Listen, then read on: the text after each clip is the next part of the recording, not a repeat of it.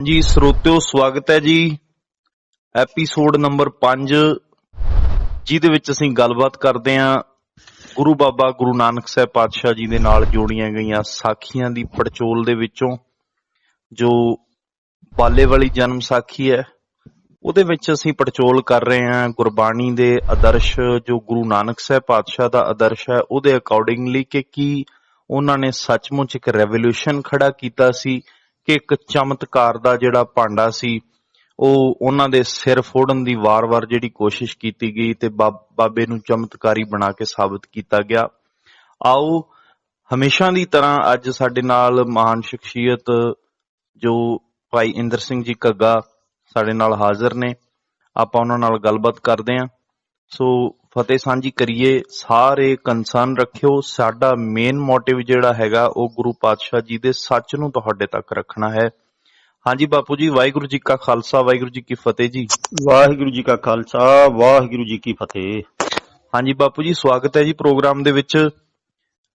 ਦੂਸਰੀ ਗੱਲ ਹੈ ਜੀ ਕਿ ਜਿਸ ਤਰੀਕੇ ਨਾਲ ਆਪਾਂ ਪਿੱਛੇ ਤੋਂ ਲੈ ਕੇ ਇਹਨਾਂ ਸਾਖੀਆਂ ਦੀ ਪੜਚੋਲ ਕਰ ਰਹੇ ਹਾਂ ਤੇ ਗੁਰੂ ਪਾਤਸ਼ਾਹ ਜੀ ਦੇ ਜੀਵਨ ਦੇ ਉੱਚ ਜਿਹੜੇ ਉਹਨਾਂ ਦੇ ਪੱਖ ਹੈਗੇ ਆ, ਜੋ ਸਕਾਰਥੇ ਨੇ ਸਮਾਜ ਦੇ ਲਈ, ਉਹ ਇਹਨਾਂ ਦੇ ਸਰੋਤਿਆਂ ਦੇ ਅੱਗੇ ਰੱਖਣ ਦੀ ਕੋਸ਼ਿਸ਼ ਕਰ ਰਹੇ ਹਾਂ। ਅੱਜ ਵੀ ਕੁਝ ਸਵਾਲ ਲੈ ਕੇ ਮੈਂ ਤੁਹਾਡੇ ਤੱਕ ਪਹੁੰਚਿਆ ਜੀ। ਅੱਜ ਦਾ ਜਿਹੜਾ ਮੇਨ ਕੰਸਰਨ ਹੈ ਜੀ, ਬਾਬਾ ਜੀ ਦੇ ਨਾਲ ਹਮੇਸ਼ਾ ਦੀ ਤਰ੍ਹਾਂ ਰਹਿਣ ਵਾਲਾ ਇੱਕ ਉਹਨਾਂ ਦੇ ਪਰਛਾਵੇਂ ਦੀ ਨਿਆਈ ਨਾਲ ਨਿਭਣ ਵਾਲਾ ਸਾਥੀ ਹੈ ਭਾਈ ਮਰਦਾਨਾ, ਜਿਹਨੂੰ ਭਾਈ ਗੁਰਦਾਸ ਜੀ ਨੇ ਕਿਹਾ ਕਿ ਇੱਕ ਬਾਬਾ ਅਕਾਲ ਰੂਪ, ਦੂਜਾ ਰਬਾਬੀ ਮਰਦਾਨਾ। ਇੱਕ ਤਾਂ ਰਬਾਬੀ ਮਰਦਾਨੇ ਦੇ ਤੌਰ ਤੇ ਉਹਨਾਂ ਨੂੰ ਨਾਲ ਜਿਹੜਾ ਅਸੀਂ ਉਹਨਾਂ ਦੀ ਪੇਸ਼ਕਾਰੀ ਦੇਖਦੇ ਹਾਂ, ਪਰ ਉਹਨਾਂ ਦਾ ਕਿਰਦਾਰ ਜਿਹੜਾ ਕਿਤੇ ਨਾ ਕਿਤੇ ਜਦੋਂ ਵੀ ਅਸੀਂ ਤੱਕਿਆ ਵੇਖਿਆ, ਇਹਨਾਂ ਸਾਖੀਆਂ ਦੇ ਵਿੱਚੋਂ ਸਾਨੂੰ ਪੜ੍ਹਾਇਆ ਗਿਆ, ਸੁਣਾਇਆ ਗਿਆ, ਤਾਂ ਪੁਰਾਣੇ ਲੋਕਾਂ ਨੇ ਜਿੰਨੇ ਵੀ ਇਹ ਸਾਡੇ ਪ੍ਰਚਾਰਕ ਬਣ ਕੇ ਜਾਂ ਬਾਬਿਆਂ ਲੋਕਾਂ ਵੱਲੋਂ ਸਾਡੇ ਸਿਰ ਮੜਿਆ ਗਿਆ ਜਿਹੜਾ ਕਿਰਦਾਰ ਸੀ ਮਰਦਾਨਾ ਜੀ ਦਾ, ਉਹ ਸੀ ਕਿ ਕਿਤੇ ਉਹਨਾਂ ਦੀ ਖੁਦ ਦੀ ਪੂਜਾ ਹੋ ਰਹੀ ਹੈ, ਪੂਜਾ ਕਰਵਾ ਰਹੇ ਨੇ, ਕਿਤੇ ਗੁਰੂ ਪਾਤਸ਼ਾਹ ਗੁਰੂ ਨਾਨਕ ਜੀ ਦੇ ਰਾਹੀਂ ਉਹ ਆਪਣੀ ਭੁੱਖ ਨੂੰ ਅੱਗੇ ਰੱਖ ਕੇ ਵਾਰ-ਵਾਰ ਜਿਹੜਾ ਕਹਿੰਦਾ ਹੈ ਕਿ ਬਾਬਾ ਜੀ ਭੁੱਖ ਲੱਗੀ ਹੈ ਜੀ, ਕੁਛ ਕਰੋ, ਰੋਟੀ ਦਾ ਪ੍ਰਬੰਧ ਕਰੋ, ਇਹ ਕਰੋ। 100 ਤਰ੍ਹਾਂ ਦੀਆਂ ਗੱਲਾਂ ਜਿਹੜੀਆਂ ਉਹਨਾਂ ਦੇ ਬਾਰੇ ਦਰਸਾਈਆਂ ਜਾਂਦੀਆਂ। ਅੱਜ ਅਸੀਂ ਸਭ ਤੋਂ ਪਹਿਲਾਂ ਗੁਰੂ ਨਾਨਕ ਸਾਹਿਬ ਦੇ ਸੰਗੀ ਸਾਥੀ ਜੋ ਕਿ ਮਰਦਾਨਾ ਜੀ ਨੇ, ਉਹਨਾਂ ਦੇ ਆਚਰਣ ਬਾਰੇ, ਉਹਨਾਂ ਦੇ ਜੀਵਨ ਕਲਾ ਬਾਰੇ ਸਤਿਕਾਰਯੋਗ ਬਾਪੂ ਜੀ ਨੂੰ ਪੁੱਛਾਂਗੇ। ਹਾਂਜੀ ਬਾਪੂ ਜੀ, ਇਸ ਜੋ ਮਰਦਾਨਾ ਜੀ ਦਾ ਕਿਰਦਾਰ ਹੈ ਉਹ ਕਿਸ ਤਰ੍ਹਾਂ ਦਾ ਜੀ? ਇੱਥੇ ਗੁਰੂ ਨਾਨਕ ਸਾਹਿਬ ਦੀ ਬਾਣੀ ਨੂੰ ਜਦੋਂ ਆਪਾਂ ਪੜ੍ਹਦੇ ਹਾਂ, ਉਦੋਂ ਤਾਂ ਅੱਜ ਵੀ ਅਸੀਂ ਮਹਿਸੂਸ ਕਰਦੇ ਹਾਂ ਕਿ ਗੁਰੂ ਸਾਹਿਬ ਨੇ ਸਾਨੂੰ ਵਹਿਮਾਂ ਭਰਮਾਂ ਤੋਂ, ਜਾਦੂ ਮੰਤਰਾਂ ਤੋਂ, ਤਰ੍ਹਾਂ ਤਰ੍ਹਾਂ ਦੀਆਂ ਕਮਜ਼ੋਰੀਆਂ ਤੋਂ, ਭੁੱਖ, ਨੰਗ, ਗਰੀਬੀ ਆਦਿਕ ਤੋਂ, ਕਾਇਰਤਾ ਤੋਂ, ਸਭ ਤੋਂ ਬਚਾ ਕੇ ਇੱਕ ਉੱਚੇ ਦਰਜੇ ਦਾ ਨਮੂਨੇ ਦਾ ਇਨਸਾਨ ਬਣਾਉਣ ਦਾ ਵਾਸਤੇ ਪੂਰਾ ਵਾਹ ਲਾਇਆ ਹੈ। ਪਰ ਜਿਹੜਾ ਉਹਨਾਂ ਦੇ ਨਾਲ ਇੱਕ ਇਨਸਾਨ ਰਹਿ ਰਿਹਾ ਹੈ, ਸਾਰੀ ਉਮਰ ਜੀ ਨੇ ਲਿਖ ਕੇ ਲਾ ਦਿੱਤੀ, ਪਰਿਵਾਰ ਛੱਡ ਦਿੱਤਾ, ਸਾਰੀਆਂ ਖੁਸ਼ੀਆਂ ਗਮੀਆਂ ਭੁਲਾ ਦਿੱਤੀਆਂ, ਗੁਰੂ ਤੋਂ ਆਪਣੇ ਆਪ ਨੂੰ ਸਮਰਪਣ ਦੀ ਭਾਵਨਾ ਨਾਲ ਉਹਨੇ ਸਭ ਕੁਝ ਵਾਰ ਦਿੱਤਾ ਤੇ ਉਸ ਨੂੰ ਬਹੁਤ ਹੀ ਨਾ ਸਮਝ, ਡਰਪੋਕ, ਬੁਝਦਿਲ, ਭੁੱਖਾ ਆਦਿਕ ਲਾਲਚੀ ਜਿਹਾ ਬਣਾ ਕੇ ਪੇਸ਼ ਕਰ ਦਿੱਤਾ। ਤੇ ਇਹ ਜਿਹੜਾ ਸਾਰਾ ਕੁਝ ਹੈਰਾਨੀ ਦੀ ਗੱਲ ਹੈ ਕਿ ਇਹਨਾਂ ਸਾਖੀਆਂ ਨੂੰ ਇੰਨਾ ਲੰਮਾ ਸਮਾਂ ਬੀਤ ਜਾਣ ਦੇ ਬਾਵਜੂਦ ਵੀ ਅੱਜ ਤੱਕ ਸਟੇਜਾਂ ਤੇ ਸੁਣਾਇਆ ਜਾ ਰਿਹਾ ਹੈ। ਇੱਥੇ ਇਸ ਸਾਖੀ ਦੀ ਆਪਾਂ ਪਹਿਲਾਂ ਚੀਰ ਫਾੜ ਕਰਨ ਤੋਂ ਇੱਕ ਹੋਰ ਜਿਹੜੀ ਮੈਂ ਗੱਲ ਤੁਹਾਡੇ ਨਾਲ ਸਾਂਝੀ ਕਰਨੀ ਚਾਹੁੰਦਾ, ਇੱਕ ਉੱਚ ਕੋਟੀ ਦਾ ਵਿਦਵਾਨ ਪ੍ਰੋਫੈਸਰ ਕਿਸ਼ਨ ਸਿੰਘ ਹੋਇਆ ਤੇ ਕਿਸ਼ਨ ਸਿੰਘ ਨੇ ਗੁਰੂ ਨਾਨਕ ਸਾਹਿਬ ਦੀ ਬਾਣੀ ਦੇ ਜਿੱਥੇ ਵੀ ਅਰਥ ਕੀਤੇ ਨੇ, ਉਹਨੇ ਇਹ ਲਿਖਿਆ ਕਿ ਇਹ ਗੁਰੂ ਨਾਨਕ ਸਾਹਿਬ ਦਾ ਇਨਕਲਾਬ ਸੀ ਭਾਰਤੀ ਲੋਕਾਂ ਦੇ ਵਿੱਚ, ਨਵੀਂ ਵਿਚਾਰਧਾਰਾ ਜਿਹੜੀ ਕਿ ਰਾਜਨੀਤੀ ਦਾ ਤਖਤਾ ਪਲਟਣ ਵਾਸਤੇ ਵੀ ਮੁੱਢਲਾ ਬੀਜ ਰੂਪ ਦੇ ਵਿੱਚ ਕੰਮ ਕੀਤਾ ਤੇ ਜਿਹਨੇ ਪੁਜਾਰੀਆਂ ਦੀਆਂ ਜੜ੍ਹਾਂ ਵੀ ਖੋਖਲੀਆਂ ਕੀਤੀਆਂ, ਸਮਾਜ ਨੂੰ ਜਗਾਉਣ ਦੇ ਵਿੱਚ ਵੀ ਆਪਣਾ ਵੱਡਾ ਯੋਗਦਾਨ ਪਾਇਆ। ਉਸ ਇਨਕਲਾਬੀ ਵਿਚਾਰਧਾਰਾ ਨੂੰ ਪੂਜਾ ਕਰਕੇ ਗੁਰਦੁਆਰਿਆਂ 'ਚ ਬੰਦ ਕਰਕੇ ਰੱਖ ਦਿੱਤਾ ਗਿਆ ਤੇ ਇਹਨੂੰ ਧਰਮ ਦਾ ਕਹਿ ਕੇ ਲਿਬਾਸ ਪਵਾ ਕੇ ਗੁਰੂ ਗ੍ਰੰਥ ਸਾਹਿਬ ਨੂੰ ਵੀ ਰੁਮਾਲਿਆਂ 'ਚ ਬਲੇਟ ਕੇ ਥਾਂ ਥਾਂ ਤੇ ਰੱਖ ਦਿੱਤਾ। ਇਨਕਮ ਦਾ ਸਾਧਨ ਤਾਂ ਬਣਾ ਲਿਆ ਗਿਆ ਗੁਰੂ ਗ੍ਰੰਥ ਸਾਹਿਬ ਨੂੰ, ਪਰ ਜਿਹੜੀ ਇਨਕਲਾਬੀ ਵਿਚਾਰਧਾਰਾ ਸੀ ਉਹਨੂੰ ਪੂਰੀ ਤਰ੍ਹਾਂ ਦਬਾ ਦਿੱਤਾ ਗਿਆ ਤੇ ਉਹਨੂੰ ਸਿੱਖਾਂ ਦੇ ਮਨਾਂ 'ਚੋਂ ਵੀ ਹੋਰ ਹੀ ਕੁਝ ਬਣਾ ਕੇ ਪੇਸ਼ ਕਰ ਦਿੱਤਾ ਗਿਆ। ਹੁਣ ਇਸੇ ਤਰ੍ਹਾਂ ਇਹ ਭਾਈ ਮਰਦਾਨਾ ਜੀ ਦੀ ਜਿਹੜੀ ਗੱਲ ਹੈ, ਭਾਈ ਮਰਦਾਨਾ ਜੀ ਜਦੋਂ ਵੀ ਕਿਤੇ ਜਾਂਦਾ ਹੈ, ਕਹਿੰਦੇ ਇੱਕ ਪਿੰਡ ਦੇ ਵਿੱਚ ਗੁਰੂ ਨਾਨਕ ਸਾਹਿਬ ਗਏ ਪਰ ਆਪ ਤਾਂ ਬਾਹਰ ਬੈਠ ਗਏ। ਗੁਰੂ ਨਾਨਕ ਸਾਹਿਬ ਨੂੰ ਕਹਿਣ ਲੱਗੇ, ਮਰਦਾਨਾ ਜੀ ਕਿ ਜੀ ਇੱਥੇ ਪਿੰਡ ਦੇ ਵਿੱਚ ਰੌਲਾ ਰੱਪਾ ਜਿਹਾ ਪੈ ਰਿਹਾ, ਮੈਂ ਵੀ ਜਾਇਆ ਮਾਂ। ਜੀ ਕਹਿੰਦੇ ਗੁਰੂ ਨਾਨਕ ਸਾਹਿਬ ਨੇ ਇਜਾਜ਼ਤ ਦੇ ਦਿੱਤੀ ਕਿ ਭਾਈ ਜਾਇਆ ਤੂੰ ਵੀ। ਉੱਥੇ ਗਿਆ, ਉਹਨਾਂ ਨੇ ਉਹਨੂੰ ਸਾਧੂ ਮਹਾਤਮਾ ਜਾਣ ਕੇ ਬੜਾ ਉਹਨੂੰ ਧਨ ਦੌਲਤ ਦੇ ਦਿੱਤਾ, ਤੇ ਉੱਥੇ ਕੋਈ ਵੱਡਾ ਬੰਦਾ ਆਪਣੇ ਬਾਲ ਬੱਚਿਆਂ ਦੇ ਕਿਸੇ ਮੁੰਡੇ ਦੀ ਖੁਸ਼ੀ ਦੇ ਵਿੱਚ ਪਾਰਟੀ ਕਰ ਰਿਹਾ ਸੀ, ਜਸ਼ਨ ਮਨਾ ਰਿਹਾ ਸੀ, ਜੀ ਉਹਨੂੰ ਉਹਦੇ ਵੱਟੇ ਬਹੁਤ ਕੁਝ ਦੇ ਦਿੱਤਾ। ਇਸ ਤਰ੍ਹਾਂ ਸੋਹਣੇ ਕੱਪੜਿਆਂ ਨਾਲ, ਰੁਪਈਆਂ ਆਦਿਕ ਨਾਲ ਭਾਈ ਮਰਦਾਨਾ ਜੀ ਨੂੰ ਲੱਦ ਦਿੱਤਾ, ਤੇ ਚੰਗੀ ਵੱਡੀ ਪੰਡ ਬਣ ਕੇ ਉਹ ਭਾਈ ਮਰਦਾਨਾ ਜੀ ਗੁਰੂ ਨਾਨਕ ਸਾਹਿਬ ਕੋਲੇ ਆ ਗਏ। ਤੇ ਗੁਰੂ ਨਾਨਕ ਸਾਹਿਬ ਕਹਿਣ ਲੱਗੇ, ਮਰਦਾਨਿਆ ਇਹ ਕੀ ਤੂੰ ਕੀਤਾ? ਕਹਿਣ ਲੱਗੀ, ਉਹਨਾਂ ਨੇ ਕੁਝ ਜਿਹੜਾ ਦਿੱਤਾ ਮੈਂ ਲੈ ਆਇਆ। ਗੁਰੂ ਨਾਨਕ ਸਾਹਿਬ ਕਹਿਣ ਲੱਗੇ, ਸਾਰਾ ਕੁਝ ਸੁੱਟ ਦੇ ਇੱਥੇ। ਹੁਣ ਜੀ ਇੱਥੇ ਜਿਹੜੀ ਗੱਲ ਸਮਝਾਉਣ ਲਈ ਸੀ ਉਹ ਤਾਂ ਇਹ ਸੀ ਕਿ ਭਾਈ ਆਪਾਂ ਸਫ਼ਰ ਦੇ ਵਿੱਚ ਆ, ਸਫ਼ਰ 'ਚ ਸਾਰਾ ਕੁਝ ਅਸੀਂ ਨਾਲ ਚੁੱਕੀ ਫਿਰਾਂਗੇ ਤਾਂ ਅਸੀਂ ਚੱਲ ਨਹੀਂ ਸਕਾਂਗੇ। ਇੱਕ ਤਾਂ ਹੈ ਭਾਰ ਸਾਡੇ ਕੋਲੇ ਵੱਧ ਜਾਊਗਾ, ਕਿਉਂਕਿ ਸਮਾਨ ਚੁੱਕਣ ਦਾ ਤਾਂ ਕੋਈ ਸਾਧਨ ਹੈ ਨਹੀਂ ਸੀ ਉਦੋਂ ਉਹਨਾਂ ਜ਼ਮਾਨਿਆਂ 'ਚ। ਜੀ ਦੂਜੀ ਗੱਲ ਕਿ ਕੀਮਤੀ ਚੀਜ਼ਾਂ ਵੇਖ ਕੇ ਡਾਕੂ ਲੁਟੇਰੇ ਲੁੱਟ ਵੀ ਸਕਦੇ ਨੇ ਸਾਨੂੰ, ਤੇ ਨਾਲੇ ਤਾਂ ਸਾਡਾ ਸਰੀਰਕ ਨੁਕਸਾਨ ਹੋ ਸਕਦਾ, ਨਾਲੇ ਸਮਾਨ ਵੀ ਚਲਾ ਜਾਣਾ। ਇਸ ਕਰਕੇ ਆਪਾਂ ਇਹਨਾਂ ਚੀਜ਼ਾਂ ਦਾ ਕੋਈ ਲਾਲਚ ਨਹੀਂ ਕਰਨਾ। ਤੈਨੂੰ ਜਿਹੜੀ ਚੀਜ਼ ਚਾਹੀਦੀ ਹੈ ਮੈਂ ਆਪਣੇ ਵਾਪਸ ਤਲਵੰਡੀ ਜਾ ਕੇ ਜਿਹੜਾ ਕੁਝ ਤੂੰ ਚਾਹੇਗਾ ਤੈਨੂੰ ਦੇ ਦੇਵਾਂਗਾ। ਇਹ ਤਾਂ ਗੱਲ ਸੀ ਵਾਜਬ ਬਣਦੀ। ਜੀ ਪਰ ਇਸ ਤਰ੍ਹਾਂ ਦੀਆਂ ਗੱਲਾਂ ਦੀ ਥਾਂ ਤੇ ਭਾਈ ਮਰਦਾਨਾ ਨੂੰ ਕਿਤੇ ਲਾਲਚੀ, ਕਿਤੇ ਅਣਜਾਣ ਬਹੁਤ ਕੁਝ ਦਿਖਾ ਦਿੱਤਾ, ਤੇ ਇੱਥੇ ਗੁਰੂ ਨਾਨਕ ਸਾਹਿਬ ਨੇ ਸ਼ਬਦ ਵੀ ਉਚਾਰਨ ਕਰ ਦਿੱਤਾ, ਜਿਵੇਂ ਕਿ ਇੱਥੇ ਲਿਖਿਆ ਸਾਖੀ 'ਚ। ਪਰ ਅਣਜਾਣਪੁਣਾ ਜਨਮ ਸਾਖੀ ਵਾਲੇ ਦਾ ਇਉਂ ਪਤਾ ਲੱਗਦਾ ਹੈ, ਸ਼ਬਦ ਹੈ ਚੌਥੇ ਪਾਤਸ਼ਾਹ ਗੁਰੂ ਰਾਮਦਾਸ ਦਾ, ਜੀ ਤੇ ਇੱਥੇ ਲਿਖ ਰੱਖਿਆ ਉਹ ਗੁਰੂ ਨਾਨਕ ਸਾਹਿਬ ਦੇ ਨਾਲ, ਕਿ ਗੁਰੂ ਨਾਨਕ ਸਾਹਿਬ ਨੇ ਇੱਥੇ ਉਚਾਰਿਆ ਤੇ ਮਰਦਾਨਾ ਜੀ ਨੂੰ ਮੱਤ ਦਿੱਤੀ, ਮਾਤਾ ਪ੍ਰੀਤ ਕਰੇ ਪੁੱਤ ਖਾਏ, ਮੀਨੇ ਪ੍ਰੀਤ ਭਈ ਜਲ ਨਹਾਏ। ਭਾਵ ਕਿ ਮਾਤਾ ਪਿਤਾ ਧੀਆਂ ਪੁੱਤਰਾਂ ਨੂੰ ਪਿਆਰ ਕਰਦੇ ਨੇ, ਕਿ ਉਹਨਾਂ ਨੂੰ ਖਵਾਉਂਦੇ ਪਿਆਉਂਦੇ ਨੇ, ਪਾਲਦੇ ਨੇ। ਇਸੇ ਤਰ੍ਹਾਂ ਮੱਛੀ ਹੈ ਪਾਣੀ 'ਚ ਰਹਿੰਦੀ ਹੈ ਤਾਂ ਹੀ ਉਹਦਾ ਜੀਵਨ ਚੱਲਦਾ ਹੈ। ਅੱਗੇ ਜਾ ਕੇ ਪੰਕਤੀਆਂ ਆਉਂਦੀਆਂ ਨੇ ਕਿ ਸਿੱਖ ਨੇ, ਸੇਵਕ ਨੇ ਪ੍ਰਭੂ ਪਰਮਾਤਮਾ ਨੂੰ ਸਦਾ ਯਾਦ ਰੱਖਣਾ। ਇਹ ਚੌਥੇ ਪਾਤਸ਼ਾਹ ਦਾ ਸ਼ਬਦ ਦੀਆਂ ਪੰਕਤੀਆਂ ਇੱਥੇ ਸਾਖੀਕਾਰ ਨੇ ਦਿੱਤੀਆਂ ਹੋਈਆਂ ਨੇ। ਭਾਵ ਕਿ ਸਾਖੀਕਾਰ ਨੂੰ ਇਹ ਵੀ ਨਹੀਂ ਪਤਾ ਕਿ ਇਹ ਸ਼ਬਦ ਕਿਹਦਾ ਉਚਾਰਨ ਕੀਤਾ ਹੋਇਆ। ਇਸ ਤਰ੍ਹਾਂ ਦਾ ਅਣਜਾਣਪਣਾ ਸਿੱਖਾਂ ਦੇ ਵਿੱਚ ਉਹਨਾਂ ਨੇ ਦਾਖਲ ਕੀਤਾ ਹੋਇਆ। ਜੀ ਬਿਲਕੁਲ ਠੀਕ ਹੈ ਜੀ। ਇਹ ਸਰੋਤੇ ਜ਼ਰੂਰ ਖਿਆਲ ਕਰਨ। ਕਈ ਵਾਰੀ ਗੁਰਬਾਣੀ ਦਾ ਜਿਹੜਾ ਕੰਸਰਨ ਹੁੰਦਾ, ਕਈ ਵਾਰੀ ਸਰੋਤੇ ਵੀ ਜਿਹੜੇ ਹੈਗੇ ਆ ਉਹ ਸੂਝਵਾਨ ਵੀ ਹੁੰਦੇ ਆ।